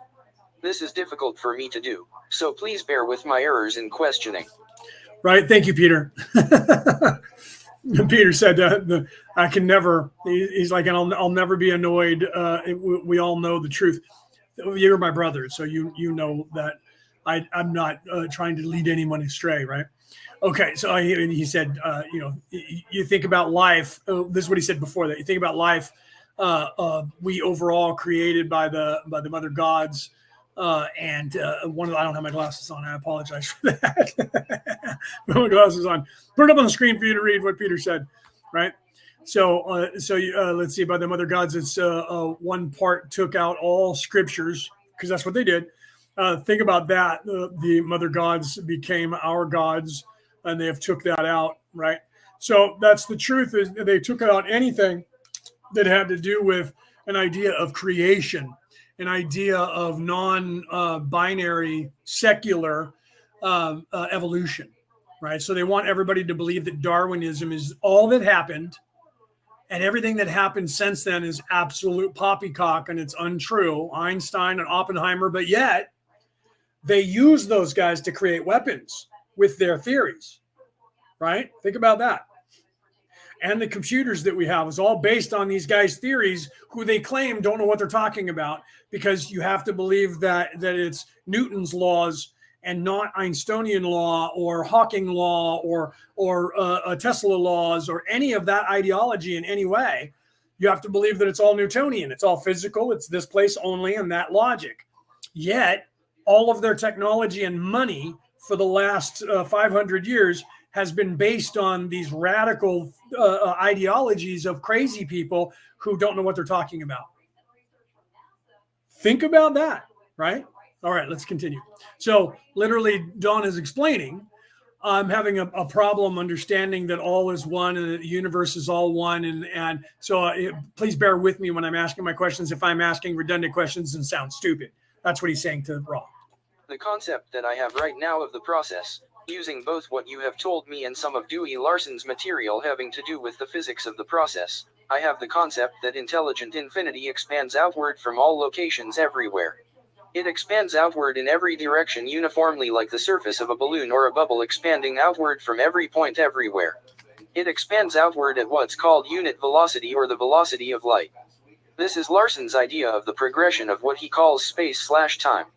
Okay, now remember what I said about Larson, where he is saying that all of matter in the universe only exists because of motion, and that nothing is stagnant and everything is moving. And that's a little bit more like what Tesla said when Tesla said, if you want to know the secrets to the universe, which I also have some visuals to show you that, on my reels, in short, whatever you want to call them, depending on the platform you look on, 3, 6, and 9. And that, he said, the secret to the universe is energy, frequency, and vibration. That's all motion. None of that is stagnant. Everything has an energy, and energy is forever pulsating and moving, and that gives it a vibration, right? So energy, frequency, a sound, and a vibration. So everything in the universe is in motion. So Dewey Larson's idea of perpetual motion is a little more sound and been proven since then, even though they said he was completely wrong and it was easily disproven. Nothing is not vibrating. Nothing is not moving. Everything is energy. It has energy, or it is. That means if it has energy or it is, that means that it is a light wave, a sound wave, and a vibration. Energy, frequency, vibration.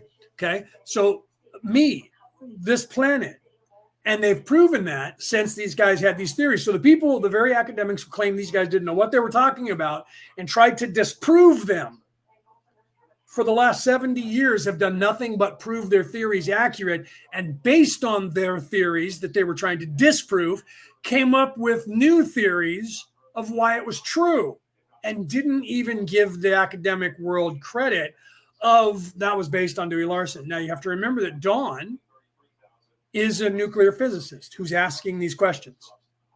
So he knows, and probably knew personally, Dewey Larson and the people that he talks about. So Dewey Larson's theory, he just asked him the question, and now Ra is going to give him what he says. He's saying about basically perpetual motion, in that everything expands outward from the Big Bang, and why and what the properties of it are. Let's see what Ra has to say about that. Is this concept correct? Ra, I am Ra. This concept is incorrect, as is any concept of the one intelligent infinity. This concept is correct in the context of one particular logos, or love, or focus of this creator, which has chosen its, shall we say, natural laws and ways of expressing them mathematically and otherwise.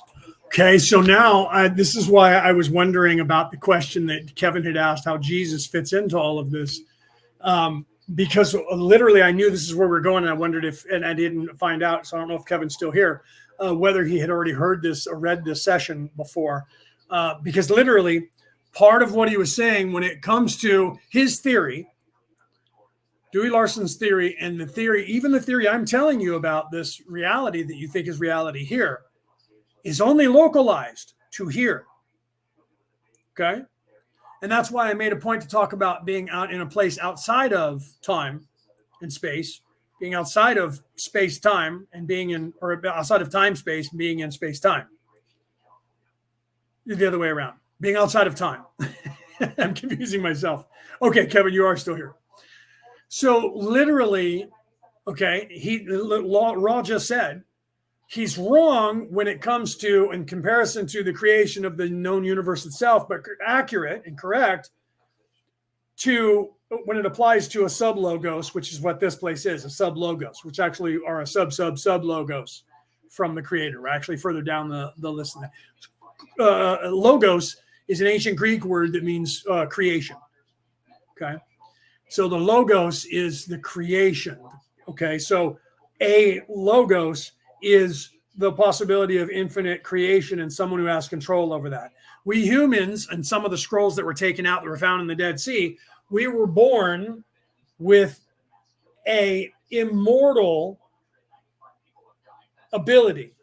And back then that meant something that was incorruptible and that was forever. Okay. And that meant immortal, like our souls. But the ability that we have is the ability to create as a sub-logos, as a co-creator. And what happens is localized. This solar system has its own set of rules that are slightly different than another solar system that you could go to that would have a different oxygen level or a different color sky or something else that is slightly different from here. But the physics will be similar because humans are living there, but there might be something that's different. We have physiological differences that suggest the human race didn't always live on this planet, or this planet was different. We have a pancreas, we have a few items in our body, organs, that we don't currently know what they do for us 100%. Some of them we have, but we're not using. And why would we have an organ that we're not using? That means that at some time in our history on this planet, we needed it, or we came from another planet. This body, this design came from another place where we needed that, and we don't use it currently here. Something changed here, or we changed. That's the only way that we would have physically an organ that we don't use here. That means that we don't use it anymore, and we used to in the past, or there's only two reasons for it. We either needed it once and don't need it now, or we've never needed it here and we are the common denominator and we're not from here and we came here. Okay. So that's actual. You can look that up. You can look into that. We have a couple of organs that we're like, we don't really use that organ very much here. We're discovering that it kind of does stuff, but still not much. And we know that it should be doing a lot more, but that would say that our Earth's atmosphere would have to be different. We would have to have a different gas floating around in our atmosphere that actually helps to filter out so it doesn't poison us and kill us. Right? So you can look into that. The pancreas is one of those. We know that the pancreas, you can live without it. They can take it out. Any organ that they can remove that you can live without having to have some prosthetic means that we don't need it in here. That'd be like if we had a stomach and they took it out and said, look, you don't even need that. What's the function of the stomach then? We don't even have to have it. We take it out. It doesn't do any damage to you. You're not in any way different. You don't need it. What does that thing do? There are organs in our body that are that way, that we're like, I think it does this. They think it does a little bit of this, but it looks like it's supposed to do something else. And they're not exactly sure what that is. So why is that? Something changed here, or we changed from somewhere else and came here. So that would, again, they don't want you thinking about that because that expands your consciousness to the idea that this planet may have been completely different. Our air may have been different. Our gravity may have been different. The color of the sky may have been different. That's going to change your whole concept of reality. And then if it's not that, and they can't prove that that's what was going on, that we lived here then, well, then that's going to really freak you out because then it's, well, then this body came from somewhere else to here. That means we didn't originate on Earth, but came here and colonized the place. What the hell happened? Why don't we have the memory of that? Wait a minute, that's expanding your consciousness into aliens now and the ability of thinking that outside of the box and that we're not the only people in the universe and this isn't it and that there's an entire way of life that might be going on up there in the stars. They can't have you thinking that. They have control over you and your mind if you're only focused on here and think that they're in charge and it's okay and there is nothing else. But if you do believe in a God, we'll let you, but you just got to wait here for him. Because that's what he said. Wait here. I'm coming back. I'll come get you. When? Somewhere in the future, a long, long way from here. You'll know it because it'll be the end times.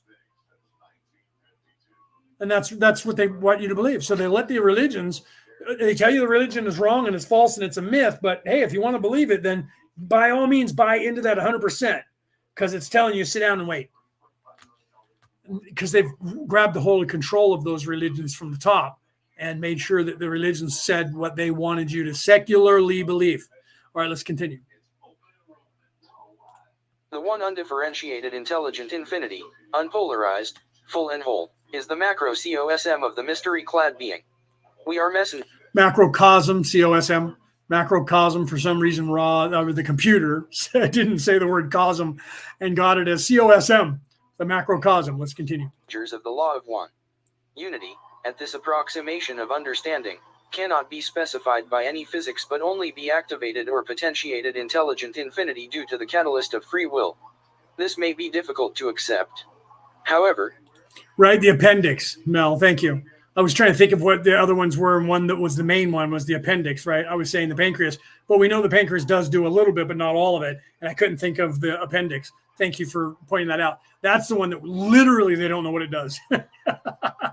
They're like, we have no idea. We can cut it out and it doesn't change you at all, right? They kind of think it does a little bit of filtration of some toxins, like the pancreas, right? But yeah, the appendix, they just don't know. There's other things. A lot of people, here's what you don't know. You can know if you've ever inhaled a balloon that has helium in it, changes your voice. The helium doesn't do anything unless you breathe enough of it in and hold it in, it gives you a headache. But it changes your voice. Your voice only sounds like it does because it's local to here and the oxygen level of this place. If you move to a place where there was more oxygen or less oxygen or a different chemical in the air that didn't do damage to you, your voice would sound completely different. Do you see? That's the logos. and the reality of the physics of the place that you're in being different than the physics of another place that you could exist in. We know that to be true now. In a different environment, your voice would sound different. If you breathe in oxygen that has helium in it, all of a sudden you have this really high-pitched voice instead of the low one that you have currently, unless you think you have a high-pitched voice here. Then it'll be even higher pitched. Sound like a chipmunk. That's what we say here in the United States because the chipmunk's a cartoon. All right, let's continue. The understandings we have to share begin and end in mystery. 28.2 Questioner. Well, we had yesterday arrived at a point where we were considering colors of light. You said that the nature of the vibratory patterns of your universe is dependent upon the configurations placed on the original material or light by the focus of love using its intelligent energy to create a certain pattern of illusions or densities. Then after this material you said that there's further information which you'd be happy to share. Okay, now I want to stop right here real quick because he said that word illusion again, and then I'll let it go. Remember, from the beginning of the law of one, Ra has never referred to this as reality. Your illusion has always been the way Ra is explaining what is going on here. Your illusion, your hologram. He's using the word illusion because it's happening in your mind. What makes a hologram not real? The fact that you realize that it's only being projected for you. It's an illusion. Okay? So realize that never once, if you don't believe me and think that my physics is bizarre and crazy and I'm making shit up, Ra has never, ever said in any part of the 106 sessions and 6 books that this is reality, unless he used the words, your so-called reality. But always said your illusion. Okay? So this entire thing is an illusion. None of it's real. It's not happening. It just thinks that it is. Let's continue. But we ran out of time. Could you complete the further information on that? Ra, I am Ra. In discussing this information we then, shall we say, snap back into the particular methods of understanding or seeing that which is that the one, sound vibration complex, Dewey, offers, this being correct for the second meaning of intelligent infinity, the potential which then through catalyst forms the kinetic. This information is a natural progression of inspection of the kinetic shape of your environment. You may understand each color or ray as being, as we had said, a very specific and accurate apportion of intelligent energy's representation of intelligent infinity, each ray having been previously inspected in other regards. Now I want to pause there because remember, the point here is Ra is saying you're kinetic. Kinetic means electric. Okay, kinetic. So now this goes back to Dewey Larson's ideology that everything is motion. And that the creation, that it is perpetual motion. Space is perpetual motion. Even after these guys were discounted, scientists have now proven their theories. Okay. Again, Nikola Tesla said the ether was mechanical, meaning that it was kinetic, meaning it was electric, meaning that it is something that is created. It is an illusion, not something physical. Do you see? Are you following that? This information may be of aid here. We speak now non-specifically to increase the depth of your conceptualization of the nature of what is. The universe in which you live is recapitulation in each part of intelligent infinity. Thus you will see the same patterns repeated in physical and metaphysical areas, the rays or portions of light being, as you surmise, those areas of what you may call the physical illusion which rotate, vibrate, or are of a nature that may be, shall we say, counted, or categorized in rotation manner in space/time as described by the one known as Dewey. Some substances having various of the rays in a physical manifestation visible to the eye, this being apparent in the nature of your crystallized minerals which you count as precious, the ruby being red and so forth. Okay, before we get to the next question. So here, Ra is literally saying, this is why I said I spent an hour talking about that. Ra just shot that right out there, everything that I said. Literally, he just got done basically reiterating what Nikola Tesla said, right? Saying that when Dewey is saying this, and what we're telling you about your illusion is that all of those things coincide, and you'll see those. Remember I said that Dewey Larson should have said instead of reciprocal, he should have said cyclical nature, and he wasn't onto it. That he should have been onto the cyclical nature of the universe. And Ra just said, you're going to notice that these things are stacked on top of one another, and you're going to see the cycle repeating, the cyclical nature happening on different levels, in all levels that coincide with the colors of the chakras, going from the red ray chakra to the purple, which is the rainbow, and that there is a cyclical nature to all things that are mystical, that are physical, that are gases, that are electricity, and literally went through the energy, frequency, vibration, using slightly other words. If you listen to that, let me rewind that so we can hear that last little part again. Okay, so listen to that and think about everything that I've went on saying now for almost 2 hours about physics, and then listen to what Ross says about the question. And I backed it up enough to hear the question. Vibrate, or are of a nature that may be, shall we say, nature of what is. Wait, sorry, I didn't go back far enough. Hold on. Here. This information is a natural progression of inspection of the kinetic shape of your environment. You may understand each color or ray as being, as we had said, a very specific and accurate apportion of intelligent energy's representation of intelligent infinity, each ray having been previously inspected in other regards. This information may be of aid here. We speak now non-specifically to increase the depth of your conceptualization of the nature of what is. The universe in which you live is recapitulation in each part of intelligent infinity. Thus you will see the same patterns repeated in physical and metaphysical areas, the rays or portions of light being, as you surmise, those areas of what you may call the physical illusion which rotate, vibrate, or are of a nature that may be, shall we say, counted, or categorized in rotation manner in space/time as described by the one known as Dewey, some substances having various of the rays in a physical manifestation visible to the eye, this being apparent in the nature of your crystallized minerals which you count as precious, the ruby being red and so forth. Okay, so he literally said in your physical or metaphysical, meaning in your physical or your spiritual, and that you're going to see this cyclical nature of the universe is going to be the only part that is fluid through all of that connects them all together. Other than, if you look at them, the light, the energy, the frequency, and the vibration of each individual ideology, and that somewhere in there it stacks on that red, yellow, orange, green, blue, violet, purple spectrum. Do you understand? So literally everything that I said that whole hour prior talking about physics was because of what he's addressing right here. And all of what I say to you now, he's saying, is so that you can expand your consciousness into the realization that everything that is physical is also manifest in the spiritual.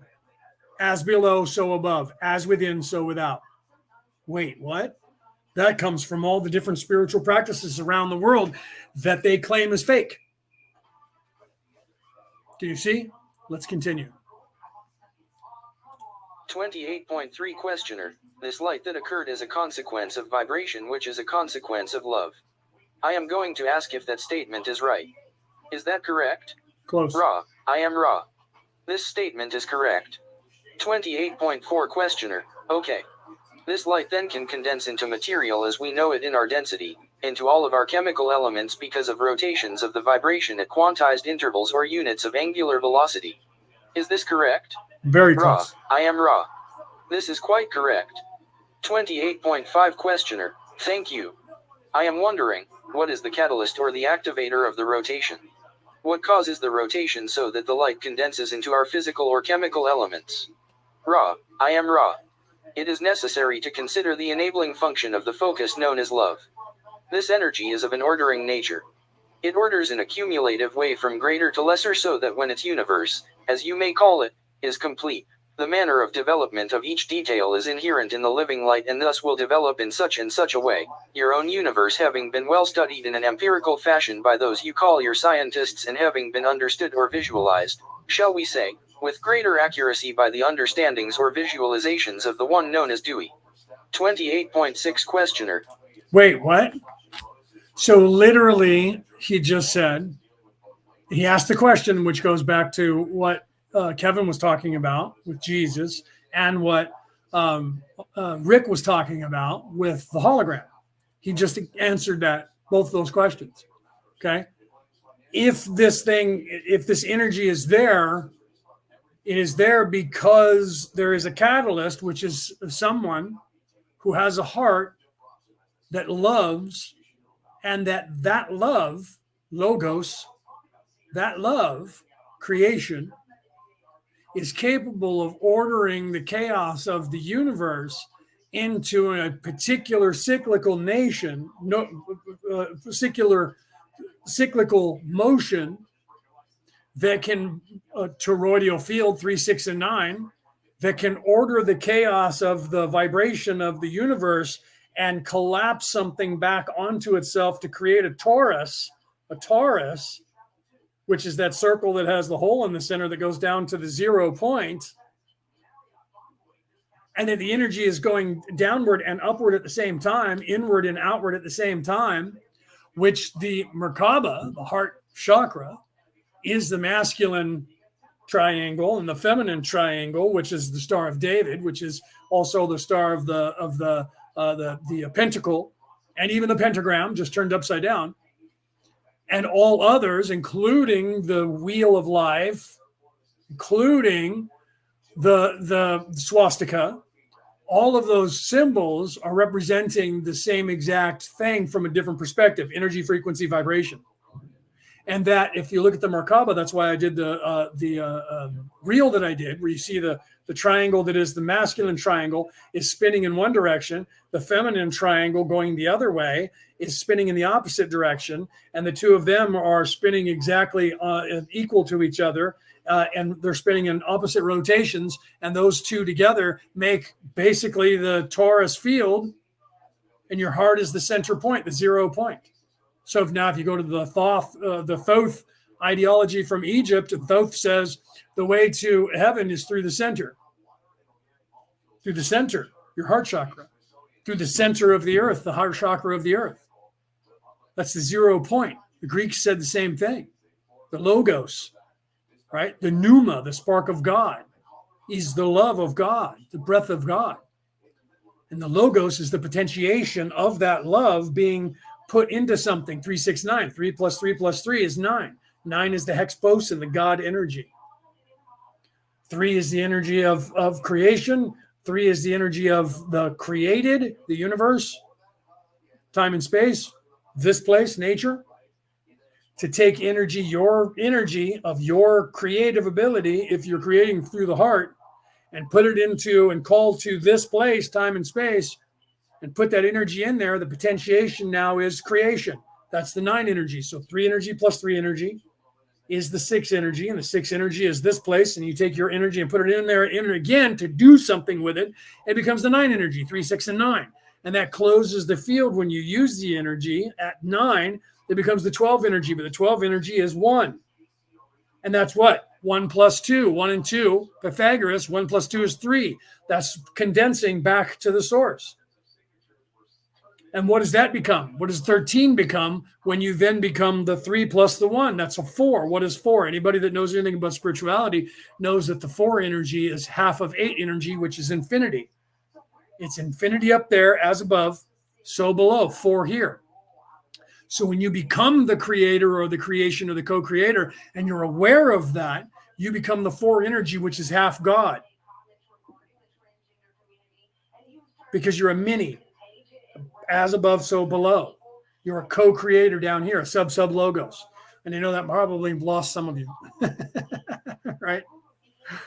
Mel says, I totally believe that. I've been diagnosed so many times. Oh, what you guys are talking about. I've been diagnosed so many times with issues and even being allergic to iodine, which is in just about everything. Yeah, iodine is a salt. They iodize everything.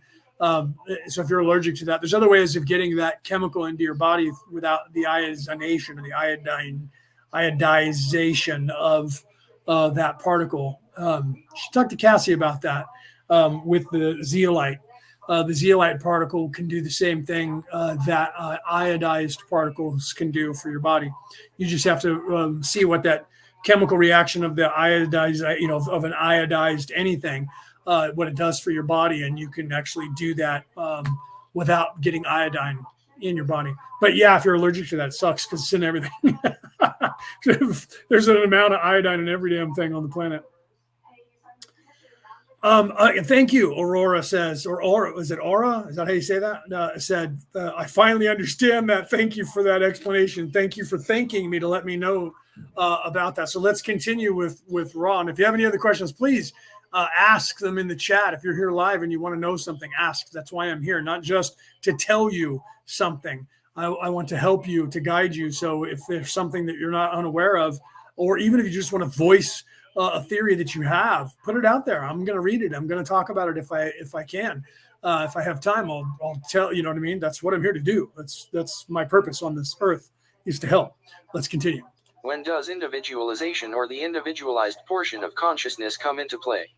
How does this individualization occur, and at what point does individualized consciousness take over in working on the basic light? Ra, I am Ra. You remain carefully in the area of creation itself. In this process, we must further confuse you by stating that the process by which free will acts upon potential intelligent infinity to become focused intelligent energy takes place without the space/time of which you are so aware, as it is your continuum experience. Okay, I want to stop right there. Okay, so literally everything that I said prior to this, in that hour and a half that I was trying to build up the physics to explain everything, he's talking about that right there as well. I'm going to confuse you further because he's saying, at what point does that energy that is potentiation become potential energy that the creator, co-creator, sub-creator has the ability to change? And he is saying, I'm going to confuse you further by explaining to you that that process happens in a place that is completely outside of what you believe is reality. I'm going to rewind that so that you get that again from Ra.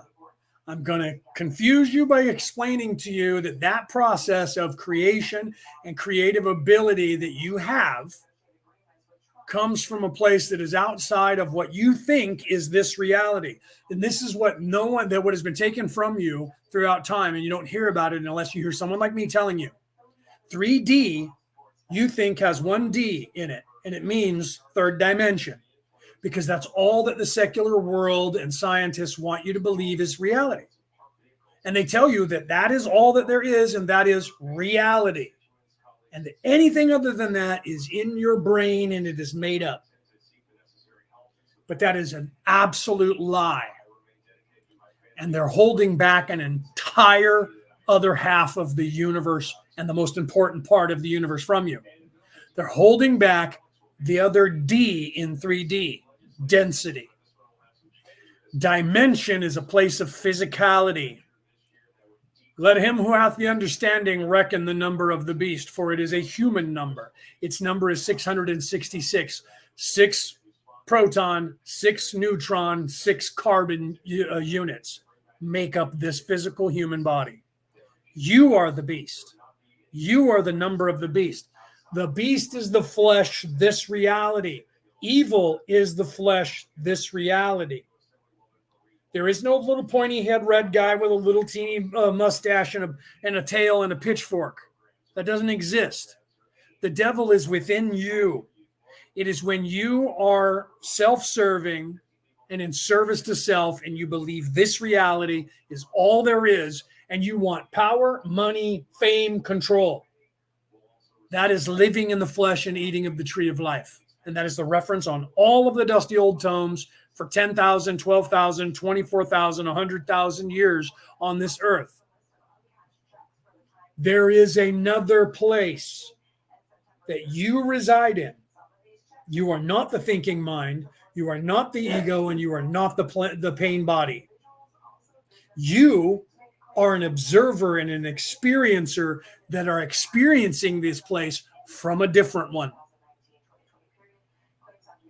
You reside, your immortal soul resides outside this body. But when your body dies and you leave here, you can't just talk to everybody anymore, because it's designed that way, because you're supposed to learn that here. This is the place where you're first self-aware. I think, therefore I am.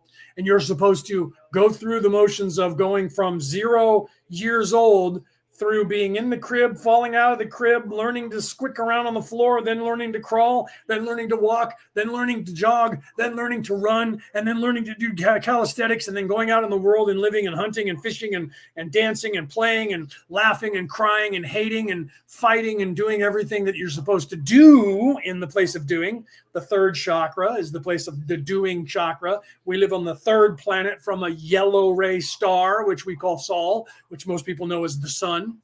And it is yellow ray. Yellow ray chakra is the third dimensional doing place. So the energy from the sun and this entire endeavor that is what you think is reality is really just a place of the third chakra only. And that is the place of doing, where I run around and do shit. What do you do? I got a lot of things to do. I got to go. I got things to do. What do you do for a living? What do you do when you're not at work? What do you do? We don't realize we're saying this to ourselves. Why do you think they call it spelling? So literally, and I'm going to play it again, Ross says, I'm going to confuse you more by telling you that potentiation for the creation, the logos and controlling it, happens outside of what you think is space and time. Let's continue that. Let's rewind this and play it again. Scientists, and having been understood or visualized, shall we say, with greater accuracy by the understandings or visualizations of the one known as Dewey. 28.6 Questioner, when does individualization or the individualized portion of consciousness come into play? How does this individualization occur, and at what point does individualized consciousness take over in working on the basic light? Ra, I am Ra. You remain carefully in the area of creation itself. In this process we must further confuse you by stating that the process by which free will acts upon potential intelligent infinity to become focused intelligent energy takes place without the space/time of which you are so aware, as it is your continuum experience. The experience or existence of space/time comes into being after the individuation process of logos or love has been completed, and the physical universe, as you would call it, has coalesced or begun to draw inward while moving outward, to the extent that which you call your sun bodies have in their turn created timeless chaos, coalescing into what you call planets, these vortices of intelligent energy spending a large amount of what you would call first density in a timeless state, the space/time realization being one of the learn/teachings of this density of beingness. Thus we have difficulty answering your questions with regard to time and space and their relationship to the, what you would call, original creation, which is not a part of space/time as you can understand it. 28.7 Questioner. Let's stop there. Okay. Yes, Denise, it's all about love. Yes. And why is that important? That is important because hate resides in this place. To be here, you have to only love yourself, which means you have to hate everyone else. To exist here in this place and stay only in this place and prosper in this place, you have to think of yourself only and not everyone else. And that's what they want you to do. Okay, this is why Jesus was on the cross and said, Father, forgive them, for they know not what they do. It's not their fault. They're children. It's not their fault. It is the design of this place to trap you here. So when they lie to you and say this is a penal colony and some aliens are in control of it, and don't go into the light when you die, run from it, because they're going to capture you anyways and zap your soul and make you forget and put you back in a body, that's telling a little bit of truth, because there is the veiling. They know that. They know that this place is designed to make you think it's real. It is a trap, but it's a trap of the mind. What did Ra just say? All of that information is supposed to be potentiation, and it's supposed to be internalized. And while it's being internalized, it's also being externalized. As within, so without. As below, so above. As you're learning your potential and your place in the universe, you're learning that you're supposed to learn that the universe itself that you think is reality is actually being co-created second by second, millisecond by millisecond by everyone here. Because that's what the ability is that we have here. You're supposed to learn that as you start to ascend, but you can't go inward without going outward, and you can't go outward without going inward. There's that torus field of two energies going in opposing directions, and when they get to the 0 point, they spin the opposite direction and then go out and come back in again. Okay? And that is the 3, 6, and 9. The 9 energy, the God energy, is what holds that torus together and keeps it from spinning off into space completely unattached to anything. It is the mind of the creator, the love of the creator, the logos, your love that is holding this place as a place. This isn't happening. It just thinks it is. It's designed to think it's happening, so that you think it's happening until you become responsible enough with the knowledge that you gain to not do damage to it.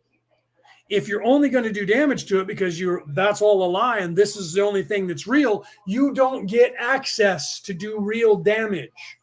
You can only do physical damage. And that's the physical place. And it's being recreated by everyone anyways. So the more you damage it, the more people are just going to recreate it, and you're never going to destroy it, yourself, or anyone else, because you can't.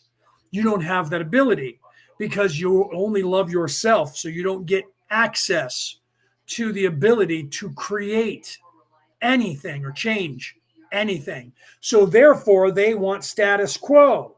They don't want anything to change. They just want your money and power and control over you. That is the religion of evil.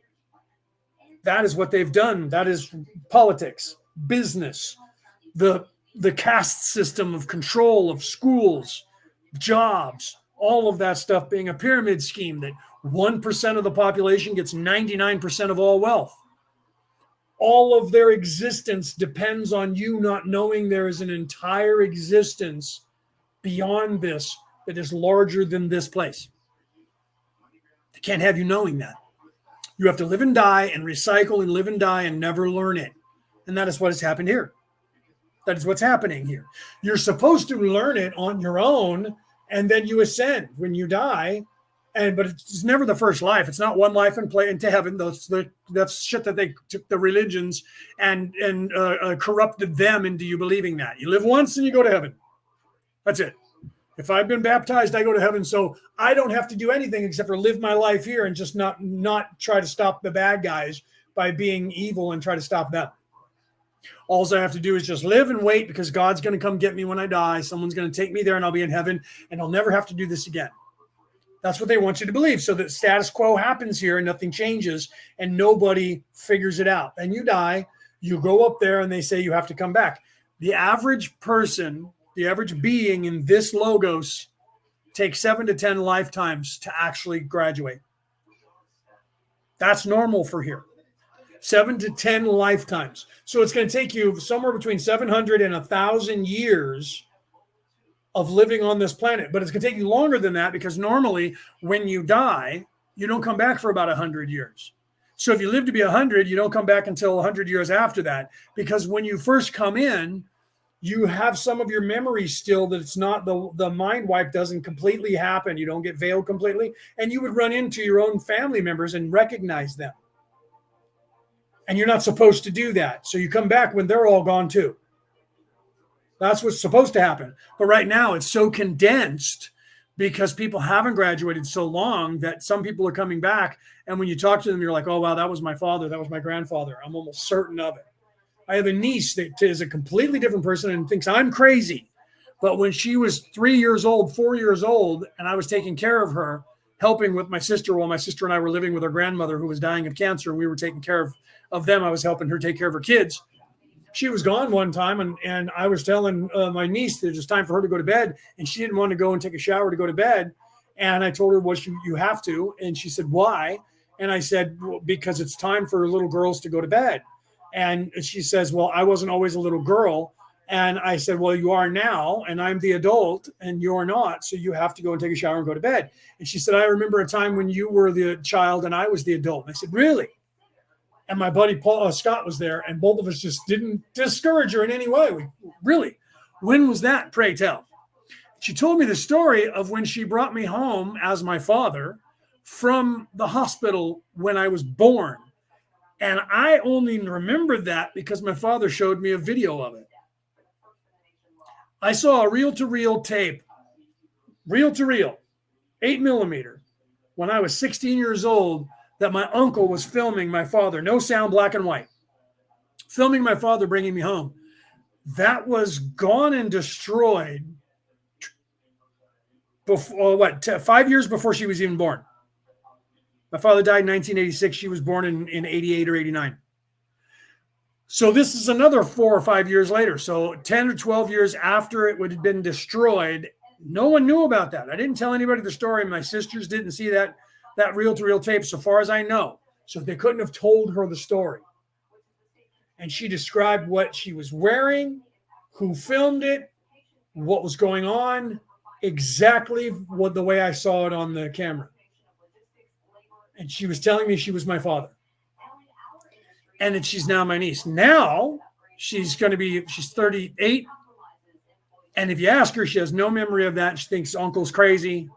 I don't know who he thinks I am, but I'm Kayla. So the veiling is thoroughly involved now.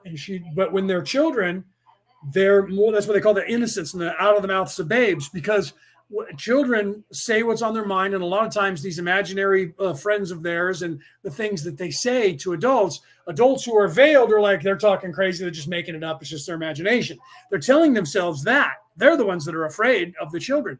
The children most of the time are going, no, but eventually we teach them this conceptual reality and lock them into this place before they go to school. And then they're indoctrinated. When they go to schools, they're indoctrinated into, again, nothing spiritual. Don't even think about all that. And if your parents are taking you to a church, know that that's a myth and it was just made up. That's what the secularist will have you believe, because they don't want you knowing or thinking about that. So they refuse to let physicists ponder that. They take away their money and don't pay for them and don't give them any jobs looking shit up. So physicists will deny they even think it so that they can get money and get a tenure at a college. And then they try to maybe publish a book that tells the real story. And then when academia finds out about it, the secularists, they lose their job. Why? Because the agenda is they don't want you to know about it. Why? What are they trying to hide? Why would they lie about that? Because they have power, money, and control over you while you're here. And if you believe that there is something out there, you're going to stop listening to them as the ultimate authority on the universe and power and control. And you're going to go, you don't control me. I'm not. No, you don't have the power over me that you think you have. And that's what they don't want you doing. All right, let's continue. Thank you. Does a unit of consciousness, an individualized unit of consciousness, create, say, a unit of the creation? I will give an example. Would one individualized consciousness create one galaxy of stars, the type that has many millions of stars in it? Does this happen? Ra, I am Ra. This can happen. The possibilities are infinite. Thus a logos may create what you call a star system, or it may be the logos creating billions of star systems. This is the cause of the confusion in the term galaxy, for there are many different logos entities or creations, and we would call each, using your sound vibration complexes, a galaxy. 28.8 questioner. Right, because they're having a hard time breaking it down to a sub level of solar system, because the system itself, that is that torus, that is that ecosystem, is a logos. So the solar system that we live in is a logos. This planet is another ecosystem that is a logos. You as an individual, a country, a city, a town, an individual, a family unit, all of those become a logos. Okay, so there's a sub, do you see? Down to the individual person. And an individual person can affect each one of those at every level. And so Ra, being outside of space-time, being in a place of space, no time, not in a place of time, space, but in space-time, then time is now. It's all now. Everything is now. It's constant. There is no difference, right? That's why in one of my reels that I just put up on TikTok, you see Albert Einstein saying the only thing that describes what this reality is, the difference between past, present, and future, is literally just a very consistent and persistent illusion that we call reality. Albert Einstein said that. And in that same reel, I have Edgar Tolle saying, time is not precious because time is an illusion. Time is not precious at all because it's an illusion. Okay, so literally the philosophic thought around the planet has always been that, but it's been hidden from you. And anyone who talks like I do gets stifled pretty quickly when we get popular. So I've been under the radar for a while trying to give you guys this information. When I put out this book, I've been told from the other side that my book and subsequent books are going to literally blow the lid off of humanity, because I'm literally going to have you're going to see people like me get the secular and the religious groups saying that we're crazy. Why is that? Because they're pushing the same exact agenda. And that is you not being free thinking enough to learn knowledge on your own without them telling you what it is that you need to know. Hence, equity and equality, and them telling you why equity has to be there. Because equality isn't actually equal if everyone doesn't do the right thing. But they don't tell you that, because then you're going to think, well, I would do the right thing. Because if you are in service to others, you will always do the right thing. So if you're standing at a fence trying to overlook to see the baseball game, and there's 3 of you and you're the adult there, and you can stand and look over the fence just by your regular height, and someone says, well, equality means you all get a box to stand on, and you look around and there's a kid who is about 12 years old who can not just quite not see over the fence unless he stands on said box, and he's got a box and stands on it. Now he can see the baseball game. And there's a little 5-year-old kid who even on a box can't see over the fence, and you have a box that you don't need. That's equality. And they're saying you're never going to do the right thing. Equity is that we will be in control and make you do the right thing by giving that box to the little kid who needs it. That equality is not actually equal, because just because everybody has a box doesn't mean that they all can see the game. That's actually true, but the only way that theory works is that the adult in the room doesn't help the child see over the fence and says, fuck you, kid, I got my box, you got your box, grow taller. And you don't need your box, but you stand on it anyway. You only do that if you're in service to self and you don't care. Fuck that kid, I got mine, you get yours. You'll learn to be able to get taller, and when you get taller, you can see the game, kid. Until then, suffer, because I only love me. And what they're saying to you in that equation is that that's you, and that you're in service to self. And you wouldn't do the right thing and help that kid see over the fence. But we realize that, and we will make you do the right thing. Would they do that? No. The reason they came up with that scenario is because they wouldn't do the right thing. And they're trying to superimpose that over you. No one's going to do the right thing. Well, somebody did, because they said you guys need boxes. So the catalyst behind that story, who said you guys need boxes, also isn't doing the right thing. Because then what they're saying is that they only gave the boxes out because, again, they were forced to by someone. Because if they were giving boxes out, why wouldn't they say that kid needs a boost? We call those booster chairs, and they're provided by restaurants for kids who need one. So they know that kids can't see over the table unless they have a boost. So if the guys handing out the boxes know that that kid's still not going to be able to see over the fence, what makes you think they're not going to give him a taller box? Because it wouldn't be fair. Yes, it would be fair. But again, that assumes the person that was given the boxes out is not going to make a concession for the little kid. They have to be in service to self again. So then that entire theory of equity, which means value, property value, by the way, you should look that word up, and equality doesn't work because being equal doesn't mean everybody gets to see the baseball game. But equity ensures that they'll take the box from the guy who doesn't need it and give it to the kid who does, because he wouldn't do that on his own. That they don't say all that, but that's what they're saying to you. And if you're an adult, you see it. Because anybody who is, if they were related to that kid, they're going to go, come here. And like my father did, and yours probably did too if he was around, put you on his shoulder so you can see the game. Or your mom pick you up and hold you so you can see the game. They're doing the right thing. What they're saying is that your mom and dad are going to just look at you and go, you'll get to see the game when you get taller, kid. Grow taller. Till then, fuck off. That's somebody who's evil and in service to self.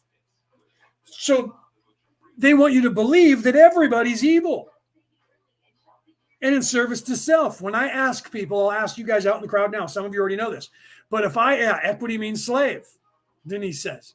It means property value. So when they're saying we're teaching equity, what they're telling you is they're actually telling you without telling you that we're making you a slave. You can't do anything unless we make you do it. You won't do the right thing. So we have to tell you to do it, which means I'm your master.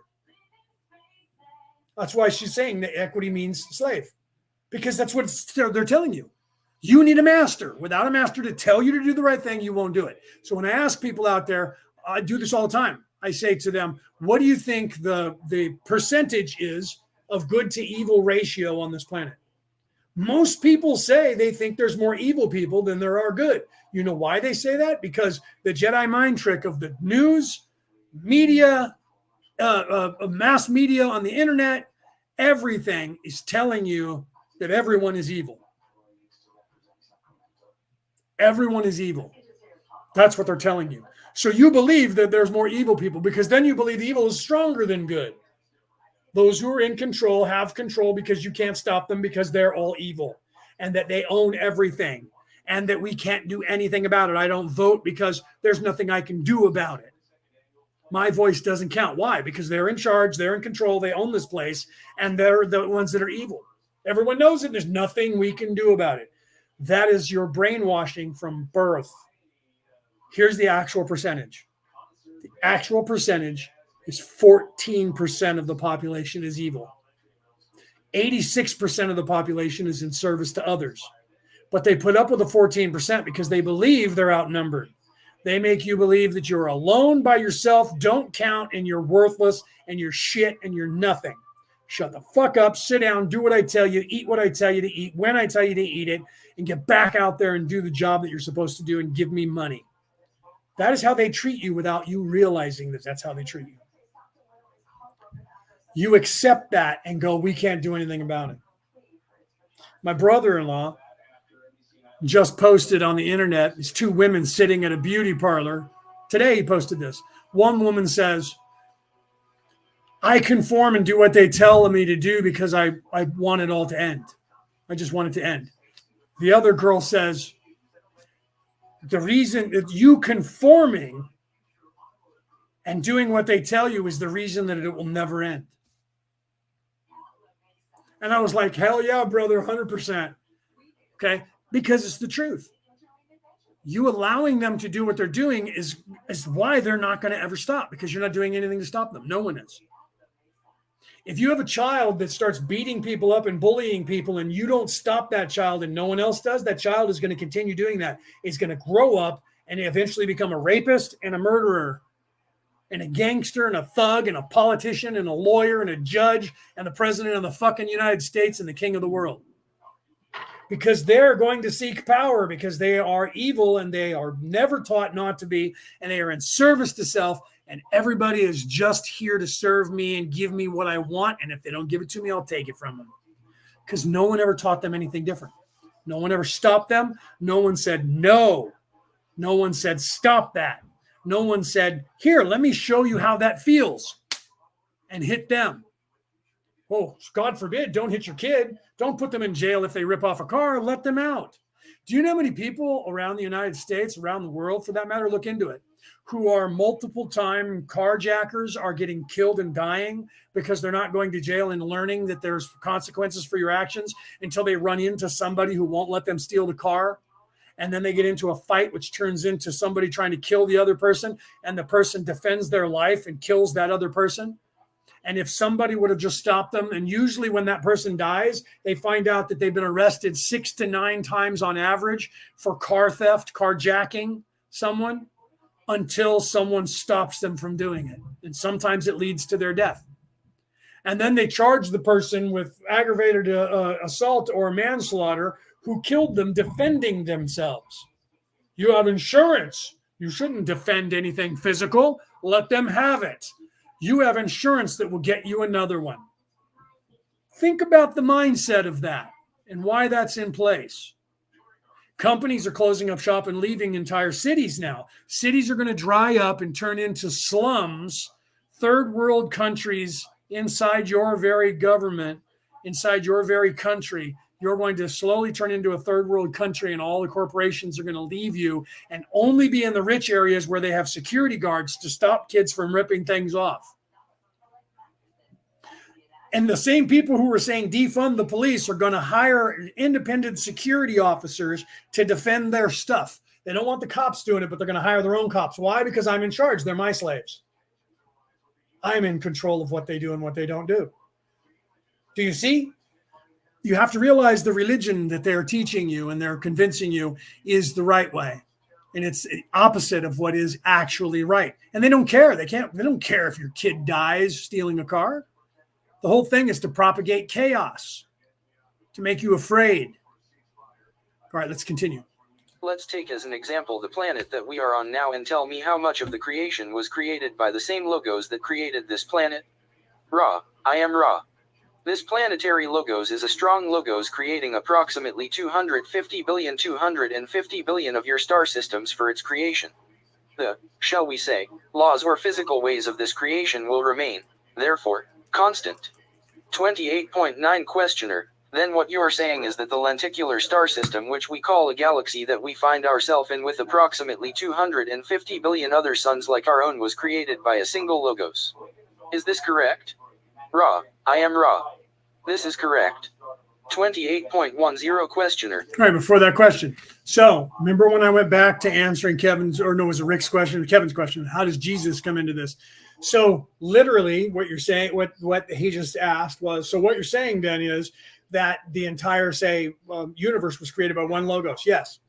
So the entire galaxy was created by one logos. Yes. A different one. Was the universe created? Yes. Was the solar system created by one logos? Yes. Is the planet Earth created by one logos? Yes. Is that the same logos? No. It's a sub-logos. The collective consciousness of whatever area that it is a logos that is creating something. When your parents get together and your father's sperm goes into the egg, those two energies, masculine and feminine, become one energy, and it separates that and goes into one cell. And what does that cell do? It immediately divides into two. Then that divides into 4. And then that divides into 8, and then 16, and 32, and so on and so on. Each cell is a logos, but it's a collective of all these other cells. So as it gets larger and larger, and then if you look at the Platonic solids and the sacred geometry, which I also made a real short, whatever you want to call that, showing you single cell organisms splitting into 2 is actually a sacred geometry that we have in mathematics. Then 4, then 6, then 8. Those are actual sacred geometries that show in a physical way in the universe. The tree of life is 10. Okay. So literally, or 7 plus the body, which is 8. There's that infinity again. That's why I have one that shows you that. Starts out with the human nervous system and shows you that, and the organs. And if you look at the human nervous system as the tree of life and all of the other organs, it's the same as the tree of life. Yggdrasil by the Vikings. The tree of life, the human body, the nervous system is the tree. The organs, the eyes, the ears, the mouth, the throat, the heart, the stomach, the genitals. Whoops. How many are there? 7. 7 chakras. Okay, so the tree of life, then how many worlds are there in the Viking pantheon? Okay, and how many on the board of the tree of life? There's actually 10 total if you count the tree itself. 9, and that's the one that is the 9 energy again, which is the light of the world, which is the creator, the logos. So there's 8, 7 if you count without the body. 7 chakras plus the body, the tree of life, makes up the whole, the totality of the human. Mind, body, soul, totality, complex becomes the one. And what is that? 7 chakras and the body, another organ. So the physical body is an organ. Your skin is an organ. So that physical body is the tree of life. The nervous system is that pathway, which is the tree of life, is the Yggdrasil. And each one of those organs is a different world. Midgard, right? Think about all the different Jotunheim, all the different worlds. Those coincide with organs in our body. They're the same as the chakras. Okay. The tree of life from the Asians and the Jews have this tree of life, which is elongated. And guess what? It has all of these places, and they're all connected by what? A nervous system, a central nervous system, the tree itself. I have a reel that shows you that. So literally, you are a logos unto yourself, controlling yourself. And then you collectively live in a town, a family. It takes a village to raise a person, a logos. And then you have a state or a county, a state, a government, province, whatever you call it, a country, a planet, a solar system, a galaxy, a universe, a multiverse, and the creation. Each one of those is an individual collective consciousness. Raw just said that. So when someone asked me, what is it? How does Jesus fit into all of that? The Milky Way galaxy is the collective consciousness of all of the solar systems that make up that galaxy. All of the life that is there as you move up from the third dimension, where you think you're an individual and you don't recognize the connection between other people until you start realizing there is a connection. Quantum entanglement between particles of creation that communicate with each other at a distance, empathic abilities. You then, as you move up into the fourth and into the fifth, start becoming raw, is an entire species that is thinking, that has the ability to separate into individual thought, still has an individual, but is also a collective of thinking as one, and they call themselves raw. So we become a collective and start associating less with the individual and more with the individual collective. And then that individual collective starts to communicate with other individual collectives. So from the solar system to the galaxy, or to the entire species, then to the solar system, then to a galaxy. And when you get to the galaxy, in our particular region, it is called the Milky Way galaxy, or by the ancient standards, the Great Valley. If you've read any of the ancient scrolls, because if you look up into the sky, what you see is the Milky Way galaxy actually looks like a big valley in the sky that goes down to like the Grand Canyon, looking from the top down. So they actually called it the Great Valley, the everlasting valley. Or if you pull back further, the everlasting eye. It looks like a big giant eye looking at you. Okay. So some cultures called it the eye, some cultures called it the everlasting valley. That's the Milky Way galaxy from our perspective. So the Milky Way galaxy is a collective consciousness of all the souls and life forms in it. And that has its own personality as an individual, and that is actually called Jesus. People who are non-Christians are going to hate me for that. I didn't make that up. I didn't make that up, and a Christian didn't make that up. Okay? Because that is the Christos. That is the Christ consciousness. That is, and so people who are all these other religions who will hate on me because I said that, you're just a Christian, you're trying to prove that Jesus is God. No, Jesus actually never said Jesus was God. Jesus isn't God. Jesus is a sub-logos, which is the collective consciousness. The way to heaven is through me. You have to become Jesus. Go back collectively to become part of that consciousness so that you can ascend from there to a higher consciousness and eventually go back to the one true creator and become one with the creator. So Jesus wasn't lying when Jesus said the way to heaven is through me. It wasn't because how else did Jesus mean that? Well, he meant it because it was his way of what he was showing you. Either way, if you look at it down here on the third dimensional level, it works. Jesus was showing you the way to be good and not be evil so that you can go to heaven. So it'll work for you wherever you feel comfortable. That's how as above, so below works.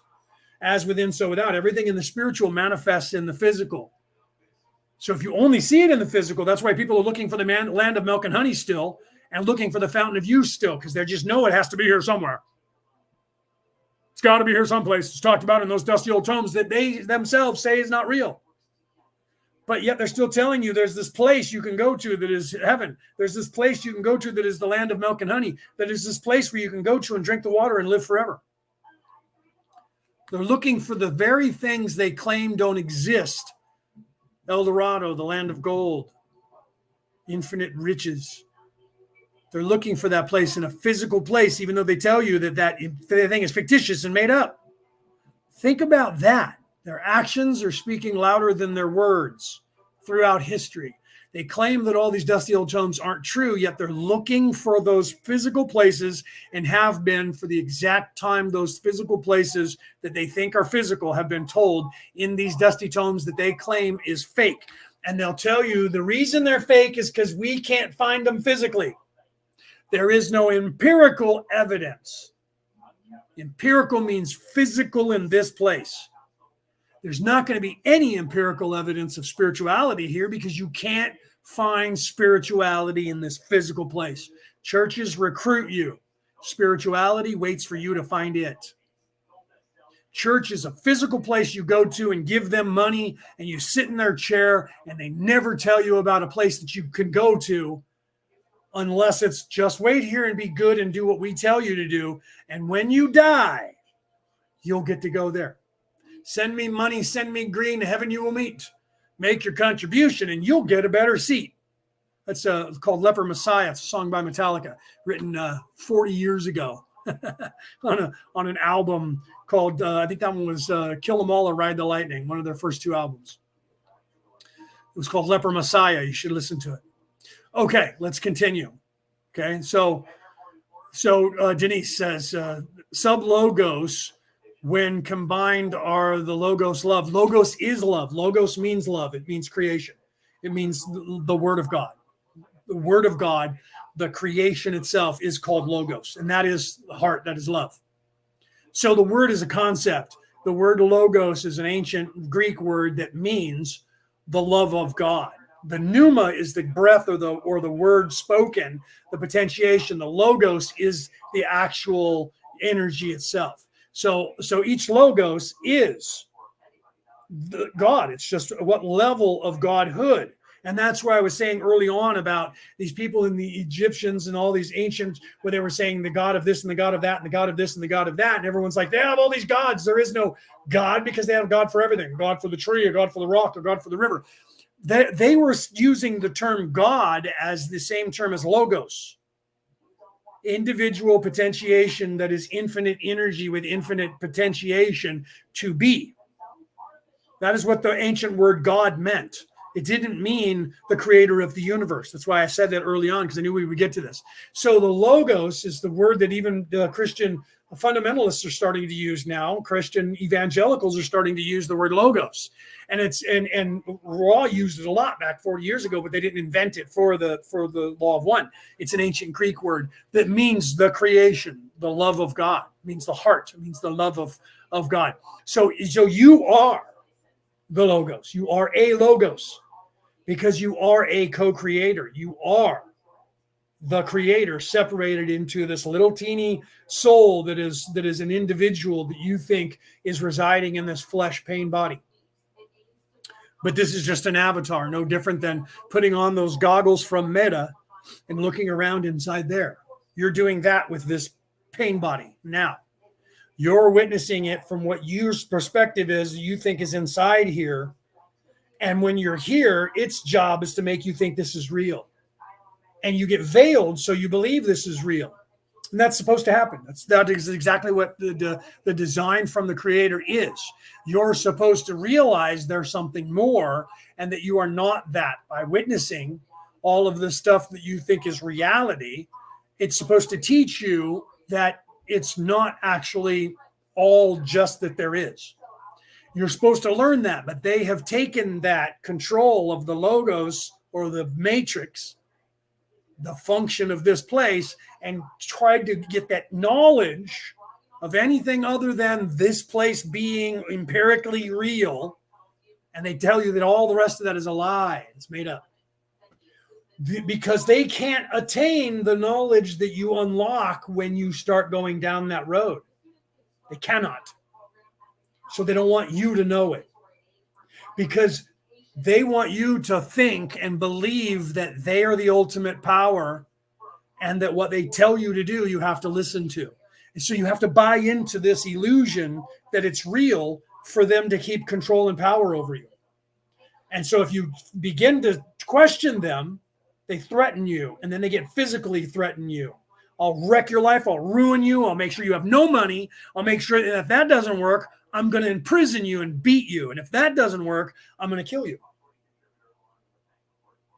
They have to do that because if they can't shut you up, they can't let you talk to other people. So they'll kill you so that you'll recycle and be born and be revealed and not know what you already know and have to go through the process again. That's what they've done in history. Why are they doing that? Because if everyone here realized that everything here doesn't need them, we have the ability to create free energy. Therefore, everything is now free. Because they tell you that things cost because we have to pay for it to get to you. We have to pay to put it in the ground. We have to pay people money to then cultivate it because they have to drive their machines. They have to have food and they have to have rent and they have to have all this money to be able to buy things with so they can grow that food. And then they have to drive it to market. And then someone has to pay them for it so that they can put it in the store and ship it to the store. And that costs money because fuel costs money. And then they put it in the store. And we have to pay somebody to put it up there in the store and pay somebody to keep it cool and pay somebody to water it and pay somebody to wait for you to come and get it and pay for the place to be open. All of that goes to money. And why do we need money? Because we need the fuel to do all that. If we had free energy, it wouldn't cost money for them to move it from one place to another because energy is free. So now it doesn't cost anything for them to plant it in the ground and grow it either because energy is free. And what you're paying for we have to have somebody pay for the tractor. Well, what you're paying for in the tractor is that it costs money to build the tractor because it costs fuel to build the tractor and the parts and put them together. And somebody has to put them together. And since we're charging money for everything, the people that are coming in that are doing the work have to have money because they have to pay for their rent and their food and everything else because it's a circular argument. And they tell you it's all designed because things have a value. And why do they have a value? Because I tell you it has a value. Because I can't get it to you for free. Because it costs me money to pay people to do that. If energy is free, then it doesn't cost anybody anything to move something or make those products. And why would it cost you money to buy the products then? Because it's free energy, so you don't need to pay for it. So that means that, you still have to pay rent. Yeah, because I'm charging you rent. But if I now don't have to pay for food, all the money that I was paying on that's going to help me pay rent easier. And then once you start realizing, wait, if we don't need to pay for food, then why are we paying rent? Do you see the cyclical argument here? If you realize you don't need money for gas for your car, then that means you shouldn't have to pay taxes for fixing the roads that you're driving on. Because I'm doing damage and I have to pay somebody to go out there. Well, if I don't have to pay for the energy for my car, then I don't have to pay for the energy to store it or to ship it. Because that's free. So the refrigeration is now free. Driving it is now free. So the cost of that thing has gone way the fuck down. That means you shouldn't have to pay rent for the building. Why are you paying rent for the building? Because I own the property. Now it comes down to just that. So they have to try and justify to you that, I own the land you're on now. Because it doesn't cost to heat your house, doesn't cost to cool your house, doesn't cost to cook your food, because all that's free now. Doesn't cost to make the food, doesn't cost to cook the food in your house, doesn't cost to keep the lights on. All that has to go away. Well, then if that goes away, then I shouldn't have to pay for the internet. Because you don't have to pay anything to have those servers up. Well, yes, I do, because I own the building that they're going into. So it only comes to property value. And it doesn't take long for people to go, but you don't own this land. The land is all of ours. Doesn't take long for people to stop wanting to pay for everything when they don't have to pay for energy, when energy is free. So they have to tell you, that's the bottom line. They have to tell you that energy costs, and therefore everything else does. And that's why you have to pay it. But the second that you have free energy, and how do you attain that? If you don't listen to them and you start thinking as a spiritual being, I'm not talking religion. Religion recruits you and spirituality waits for you to find it. I coined that phrase. Religion recruits you, reality waits for you to find it. That's my quote. I invented that. No one on the face of the earth ever said that. I looked it up. I said it one time and went, why has nobody said this? So I made a reel back in April. I put it out there all over the internet, and I looked it up to see if anyone else said it. No one has ever said it. What? Why has nobody said that? Because religion doesn't want you to know that. Religion doesn't teach you how to be a spiritual being. It teaches you how to be a religious being, which means come back and sit in the seats, right, and give us money. And then we'll tell you what we want you to know. And the only thing they tell you is physical things. I know the curriculum. I'm a pastor. I am a minister. I have the Bible not next to me. I usually have it next to me because I'm usually at my desk. I have the Bible that has the curriculum in it. There's nothing in there that they teach you, oh, well, you have an immortal soul, but the only thing you can do with it is go to heaven if you're good here. Everything they teach you in all of the religions is how to be good here in this physical place. Don't question authority. Don't do anything bad. Be a good person, and you'll get rewarded after you die. Because your reward is in heaven. Because remember, Jesus said, my kingdom is not here, but it's in heaven. And they use all of the scriptures after they took out anything that taught you how to get there without them. And they teach you that Jesus said, wait for me, I'll come back. Jesus never said, I'm coming back. Tell me, show me. I've been studying religion since I was 8 years of age, and I have never, ever found any place in the Bible. The only place that is talk of that is Jesus in Revelation, and he is talking and saying that God is saying that I will come as a thief in the night. Jesus never says I'm returning. He never says there's this thing called the rapture, and if you listen to the rapture, there's only 144,000 people out of the 7.9 billion that get to go to heaven, because the 144,000. So wait a minute. So then that means that nobody gets to go but 144,000? There's more people, more than 144,000 in the fucking city I live in. So who are those people? The chosen. Well, the Jews will tell you they're the chosen. Well, there's more than 144,000 Jews, so which ones of you are the chosen? Never mind that now. Do what you're told. The Jews, none of you Christians are going anyway. You're Gentiles. So if you listen to the Jews, nobody gets to go but them. And even them, there's more than 144,000 of them, but they won't answer that question. And then every religion says they're the ones that are going to go, and nobody else. All the Christians say, if you have water chucked on your head and my hand waved in front of you and cast a spell, but you can't cast any spells on your own, by the way, because then you're a pagan if you cast a spell, but I'm going to cast a spell on you. In nomine Patri, Filii, Spiritus Sancti. That just means in the name of the Father and the Son and the Holy Spirit. Three again. And that comes from an ancient script that actually was the Mother, the Father, and the Son, and the Holy Spirit. Or the Holy Spirit. Okay? Look that up. I'm a theologian. I know this. Okay? I know this to be true. So the truth is this. The truth is they don't want you to know anything spiritual, because as you start to ascend as a spiritual being, your IQ goes up, you get smarter. Your IQ goes up and you get smarter because you start becoming an adult. Because the IQ test is based on the fact that everybody is between 11 and 17, and most people, the average person, is about 12 years of age mentally. So the truth is that everybody on this planet walking around, 97% of everyone mentally on this earth is 12 years of age on average. I'm a grown-ass man. I'm a grown-ass woman. If you ever said that out loud, you're not. If you ever thought that, you're not. Because a grown-ass man or a grown-ass woman has no need to tell people they are. Because they are adults. There's no question. so they don't have to prove it to anyone. So if you find yourself saying that, blurting that out to somebody, you're a child mentally. You just aren't aware of it. Because your physical body is a certain age, therefore I'm a fucking adult, man. That's what they want you to do. They want you to believe your physical body is your worth. And when you become 18 years of age, get a fucking job, get on the payroll, and start paying me money.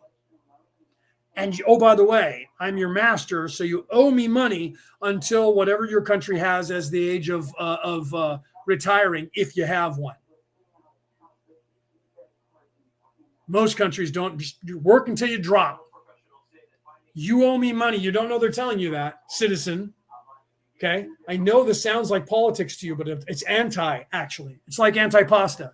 If you know anything about the Italians, it's anti-pasta. This is anti-Christ. No, this is the real Christ. The anti-Christ is the shit they're teaching you.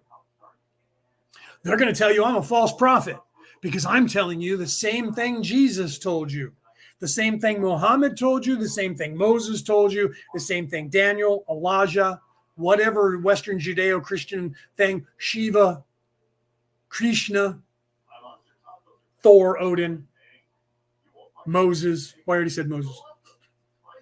Right? Whatever your religion, there's somebody in there that was wise and was teaching you. The Buddha, Lao Tzu, who they got Taoism from, the Tao Te Chi, which means the book of the way, which was his ideology. All of those people, Mahatma Gandhi, all of those people, Reverend Jesse Jackson, before he got crazy progressive, when he was actually marching next to Martin Luther King Jr., what he was telling you, what all these people in history were teaching you was that one thing that is the same. You don't need any of them. You need to look within yourself. And then most of them got killed for it. Why? Because what they were teaching you, those people that think they own this place and want you to believe they own this place don't want you to know about. That's the knowledge that they don't want you to have. I know a lot of you probably ran away because you're, oh my God, now he's preaching some sort of religion. He's trying to, No, I do have 4 religious titles from 4 different religions. Okay. But I'm not trying to sell you a religion. I could create one. I have the license. I'm not trying to sell a religion. I'm trying to sell you spirituality, personal, individual spirituality. Comes with knowledge. That unlocks, your IQ goes up and it unlocks knowledge. You gain access to a universal knowledge as you ascend. But you can only do it from the heart. You can only do it from a place of being in service to others. They can't.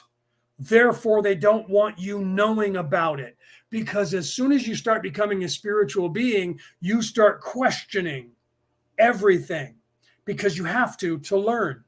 Once you start questioning everything, you start seeing it from a different perspective.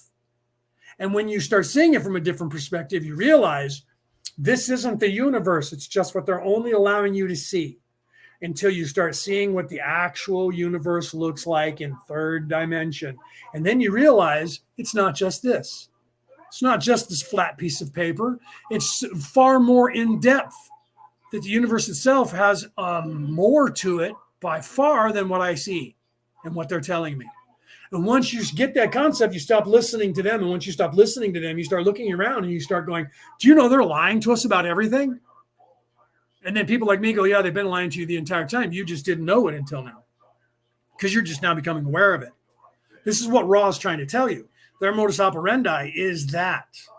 Kaleidoscope eyes. I like that, Rick. Kaleidoscope eyes. You have to look at the world with kaleidoscope eyes. You have to see things from many different perspectives all at once. Right? I like that, Rick. That's a good analogy. All right, let's continue with some more Raw, but I'm going to have to go here soon because it's 6 p.m. I got to get dinner. So we'll go a little bit more here, and then I'm going to go, okay? So if you guys have any last-minute questions, this will be the last question of the session, right? Isn't that what Raw always says? All right, so I'll play this, and I'll go for a few more minutes, but not much because I got to go soon because I got to get dinner. Now, since there are many individualized portions of consciousness in this lenticular galaxy, did this logos then subdivide into more individualization of consciousness to create these consciousness or divide into these consciousness? Ra, I am Ra. You are perceptive. This is also correct, although an apparent paradox. 28.11 Questioner, could you tell me what you mean by an apparent paradox? Ra, I am Ra. It would seem that if one logos creates the intelligent energy ways for a large system, there would not be the necessity or possibility of the further sub-logos differentiation. However, within limits, this is precisely the case, and it is perceptive that this has been seen. Right. So what you're supposed to learn is the unity. Okay. That while you think you're an individual, you in fact are not an individual. And this is what he's saying, that it suggests a paradox of individuality down here. So if I'm by myself as a logos, then how is it that we're all creating this? You're supposed to realize that. That's part of the expansion of your consciousness, is to realize that I'm not responsible for all of this. We collectively are responsible for all of this. As below, so above. What you reap on the earth, I shall too reap in heaven. And first it starts out with what you sow on the earth, I shall too sow in heaven. What you reap on the earth, I shall too reap in heaven. That's, what is that, Matthew 18:18? Matthew chapter 18, verse 18. Okay, that is as below, so above, not as above, so below. Not do as I say, not as I do. I'm God. I tell you how to act, and you do that accordingly. It's what you are the creator. What you guys create. Jesus then went on to say, and I know I'm preaching Christianity for those of you that are outside of that, but I can give you quotes from all the other doctrine too, if you wish. Went on to say, if you had but 1 ounce of faith, you could literally move mountains. Literally, not figuratively. He said literally move mountains, because our collective consciousness makes it so. So if enough of us on this earth believe something, it becomes that thing.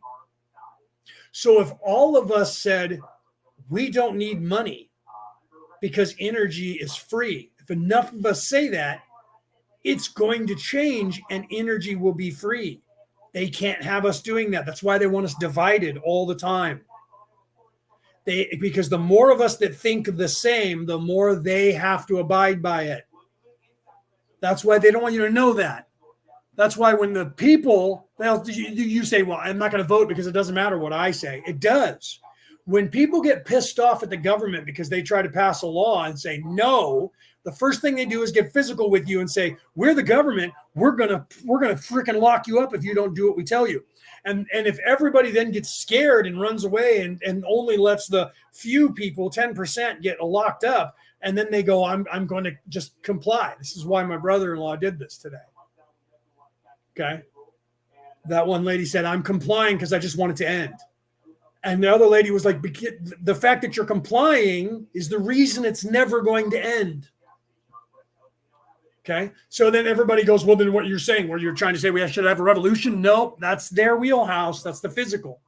They want you to do that so they can beat you, shoot you, kill you, lock you up, and put you in prison and scare everybody else into submission. They can't wait for you to do that. That's why they wanted January 6th to be what it wasn't, and then tried to tell you it was what it wasn't afterwards and perpetuate fear. And they're still trying to do that. They can't wait for the MAGA extremists in the United States to start killing people. Weird that they still won't do it, no matter how hard they try. So then now they're painting you. They're literally saying the MAGA extremist Christians in America are worse than Hamas. They literally just came out and said this yesterday and today. So now they're lumping you that no longer are you just a MAGA American that is the problem, but now you're a MAGA Christian American, and that you two are one, and you're worse than a terrorist organization. Okay? But the terrorist organization that they're claiming you're worse than is something they're telling you is not a terrorist organization, and that they're actually just people that are trying to get themselves free and killing a bunch of Jews. Well, then why are they equating us to being worse than them? And calling that a terrorist thing. That's weird that they're doing that when they're trying to tell you that the Palestinians are just people trying to fight for their freedom, and they're not terrorists, but you, MAGA extremist Christians who are backing Israel, are worse than Hamas. Well, wait. Didn't you say Hamas was just a bunch of people trying to fight for their freedom? A minute ago, you said that. Well, now you're comparing us and saying we're worse than them, and you're saying that they're worse than a terrorist organization. So now you're saying that we're worse, that we're a terrorist organization that's worse than the terrorist organization that you claim is not even a terrorist organization. That's weird. Why would you do that? They tell you who they are without telling you who they are. This is the same thing happening in your country. That you guys have a non-progressive a slur word that they're calling you if you're not applying your way of life to theirs. They call you something. And then if you're in any way religious, they're also calling you something. And if you agree that the Hebrews should do something about defending themselves after being attacked, then they're telling you that you're evil. That's the chicken and the egg. War is bad. It shouldn't be happening at all. Well, we only did it because they did it to us first. Which one am I when I just said that to you? Am I the Palestinians or am I the Israelis? They both claim that. We did it to you because you did it to us. Yeah, well, I did it to you because you did it to me. No, you did it first. No, you did. No, I'm telling. Mom, he hit me. No, she hit me first. I only hit her because she hit me. I only hit him because he hit me. Do you understand what's happening there? Those are children. And nobody is telling them otherwise. Children in the other room and they're fighting. And each one claims that they're defending themselves against the other one. I was here first. That goes back over 5,000 years, people. You don't know that. Because they don't teach you history. People like, you know what, the Palestinians have been living there. And then all of a sudden the Jews came in 1948. And they've been holding our land since then. That was the Jews' land before that. It was the Jewish land before it was taken from them. Yeah, it was taken. They took it from us. You took it from them. And then they took it back. Let's go back further now. Okay? So now 5,500 years ago, when Moses let them out of Egypt, they were returning to the place that was theirs a generation before that or two generations before that. And when they got there, there were people squatting there. So they took their land back. So let's go back before that. Before the Jews were in Egypt, where were they? In Jerusalem.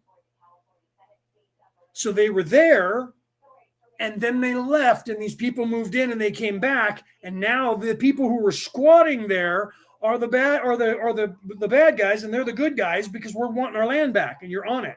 Well, you've been gone forever. The fuck? It's ours now. Well, who's got the rights to it? And now let's go back further than that. They've been fighting over that land for more than almost 10,000 years. And they still can't decide to live next to each other. You know why? Because they're children and nobody's making them grow up. Okay. When Balian was in Jerusalem during the Crusades, this was when they lost it to the Palestinians, by the way. Saladin was hired as a general to kill all the white people that were there holding Jerusalem, who had came in as invaders, let's be serious, and took it over. So when they were defending that, you go backwards in time, and Balian said, then in 11, whatever that was, in the 1100s, 1129 or 1149, whenever that was, he had said to the people that were there, because there was people from multiple cultures. There was Jewish people, there was Palestinian people, and there was white people from Europe that were there. And there was some Romans that were in there. And he's people who were descendants from all of these races. And he said, who has claim to this city? The Jews who had a city here, or the mosque that was built over the city after they took it from the Jews? Or the Romans who knocked down the Jewish things to have their city that was knocked down by them that took that. So going backwards and backwards, you're now into the Roman Empire and further back. So you're back like 5,000 years ago. Now you have to go back in history and go, well, who was in that place first? Then you're going to find out that other races had it over and over and over, and it changed hands always. Okay, so who has rightful claim over it? No one does. It's just land. That would be like coming here to America right now and saying, everybody pack up and get out. We don't care where you're going, but you can't live here because the Native Americans, this is their land. We're going to give it back to them. Oh, and by the way, Canada, same thing. Get out. All you guys got to fly somewhere. Go back to Europe because that's where you're from. The people in Europe are going, none of you people are from here. We don't want you here. Oh, but wait, now the Europeans got to pack up and move out because you guys took the land from the Celts. And some of you are Roman in descent, and some of you are Viking in descent. So now you got to pack up and go somewhere. Where are they going to go? All the black people in America and around the world got to move back to Africa. Everybody's got to split it by race and go back to where your race is. But wait, I wasn't even born there. My people haven't been to where my blood comes from for 3 generations. So I call this place my home. Nope, sorry, you're not from here. So the truth is, if we uproot everybody, we have to keep going backwards in time because all land has been conquered over and over by somebody else. And you're going to keep going backwards in time until you're going to find out that it's going to go back to the Dinosaurians and it's going to go back to the hobbits. And you're going to go back 10,000, 12,000, and nobody ever is going to get a place to live because at one time, 12,000 years ago, the people of Turkey owned the entire world. And at time just prior to that, the Vikings from the north in Norway owned the entire world. So when do you settle? Because in between that, the Romans conquered it all. The Greeks conquered it all. So where do you settle? Where do you decide to stop going backwards in time to claim a land belongs to somebody? Because they're still descendants of the people who used to own that land that live on the land or near it that you haven't eradicated and killed them all off yet. Everywhere you go. It was our land before it was your land. No, it was our land before that. You took it from us, remember? Well, it wasn't me. I didn't do that. No, but it was your ancestors 10 generations ago. Oh, well, then in that case, we're still at war and we have to fight each other. That's what's going on right now. Because one group of people decided that they didn't want to live with what they had and that they decided that other group of people needs to be all killed off. Which one am I? Am I the Israelis or the Palestinians talking now? Do you see? All of that becomes folly when you realize that you have to live together. But you have to get both sides to grow up and be adults and live together. Nobody's telling them to do that. And the ones that are just are having an agenda as well. They're not coming from a place of trust and love. There's your false prophet that you have to worry about, because if you listen to prophecy, and then I'm going to go, if you listen to U2, I love that. He just said U2. U2, right? The U2 spy plane, the band U2 out of Ireland. Are you talking about them? They wrote a song about it, right?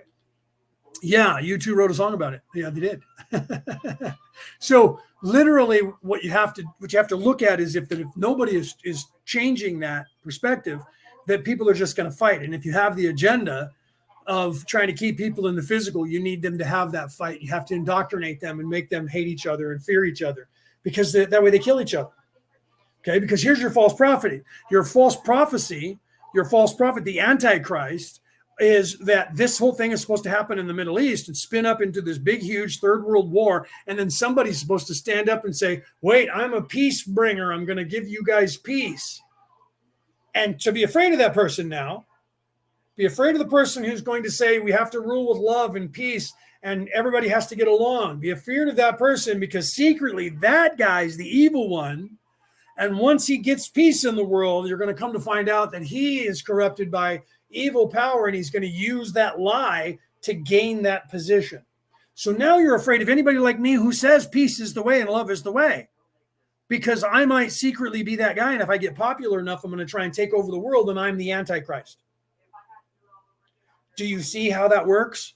So if someone does come along to try and preach that, everyone's going to say, look, my religion said that person was going to come along and they're evil. And if that person is in fact evil, you'll know it because you'll find out. And if that person isn't evil and you listen to the prophecy and what they're telling you someone's going to do, you will not allow that person to talk.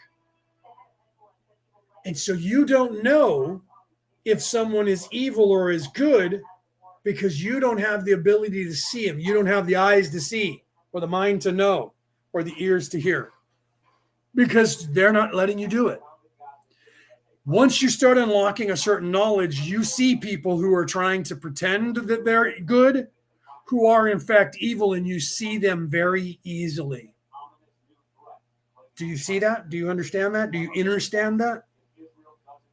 You unlock the ability of sight and the rationale. And when somebody's trying to Jedi mind trick you and be that fake ass thing, you will only believe them when they are, in fact, evil if you can't see the evil in them and what they're doing. So they have to mask it and hide it from you. The only way that works en masse is that they have to tell you, look out and be aware of false prophets who are going to tell you that the churches don't know what they're talking about. It's very well crafted. It's the same thing that somebody is going to say to you when they go, look, evil people will do this as part of their modus operandi. They'll get in your ear prior to and get you ready for what's about to happen. Listen, as I start teaching you and you listen to what I have to say, people are going to start claiming that I'm evil. You just watch. And when they do, you watch how they do it. And they set that whole thing up so that when it happens, they can look at you and go, see, what did I tell you? What did I tell you?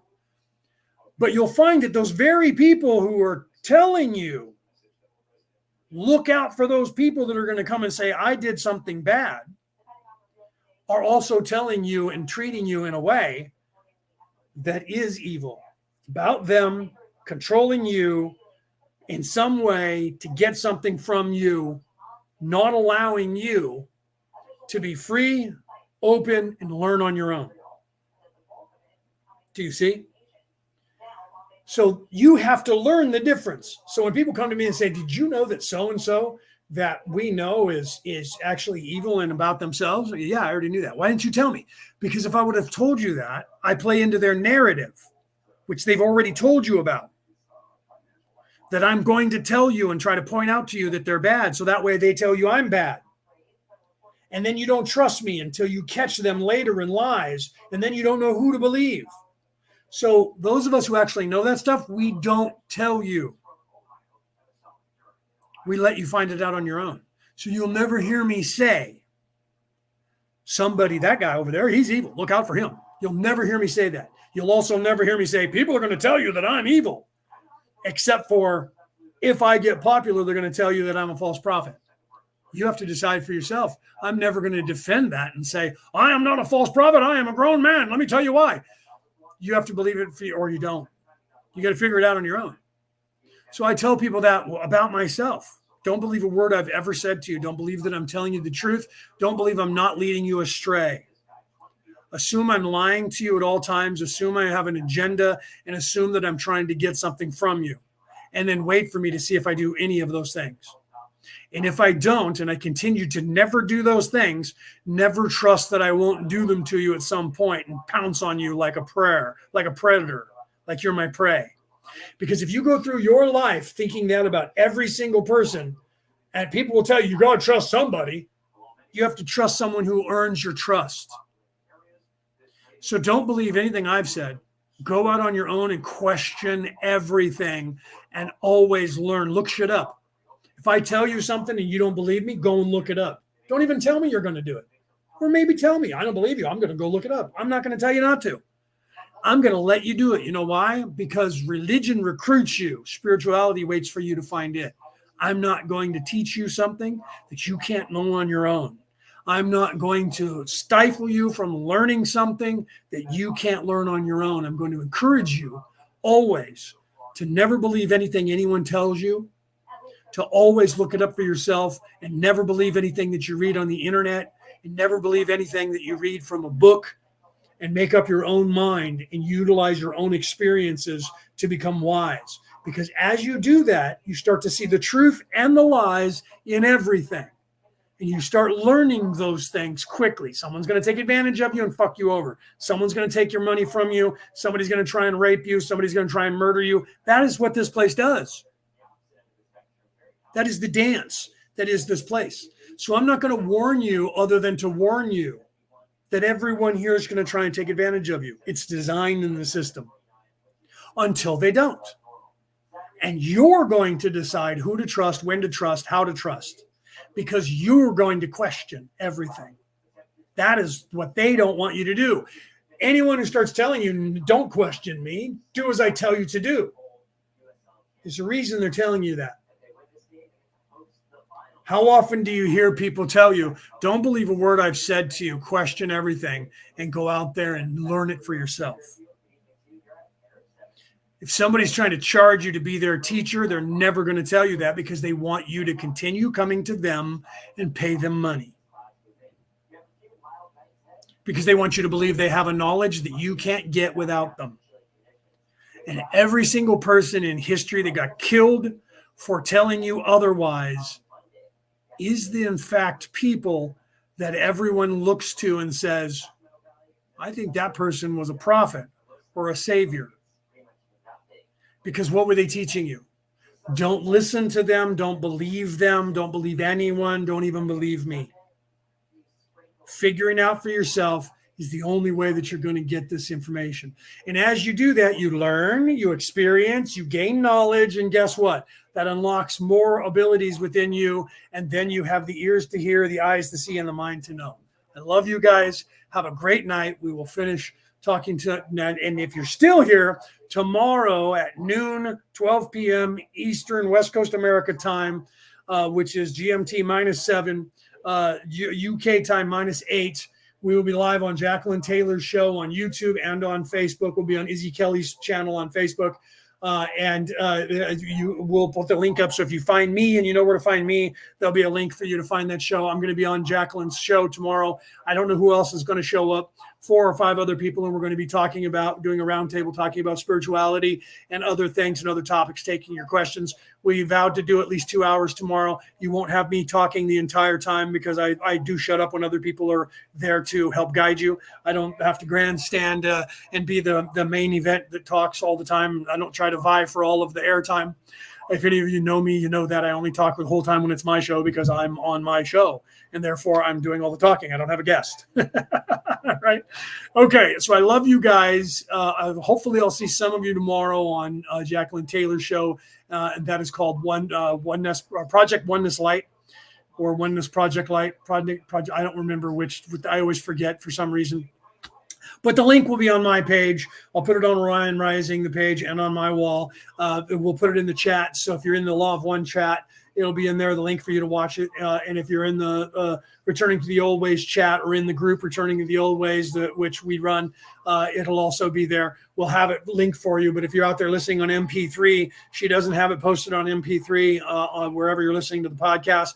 So you'll have to go to one of those platforms, YouTube or Facebook, to be able to listen to it. I'm hoping to get a copy of it from her, which I was going to do the last couple of times, but I haven't been able to do that, and get the copy of it and then put it onto my podcast under her name so you guys can listen to it.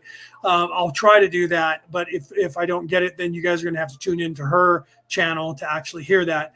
And that will be tomorrow, my Saturday, your Saturday night, or early Sunday morning, depending on where you are in the world. So this has been Orion Rising. I am your host, Leonard O'Neill. Good morning, good afternoon, good evening, or good morrow, depending on where in the world you are tuning into the show. I'll see you guys next time.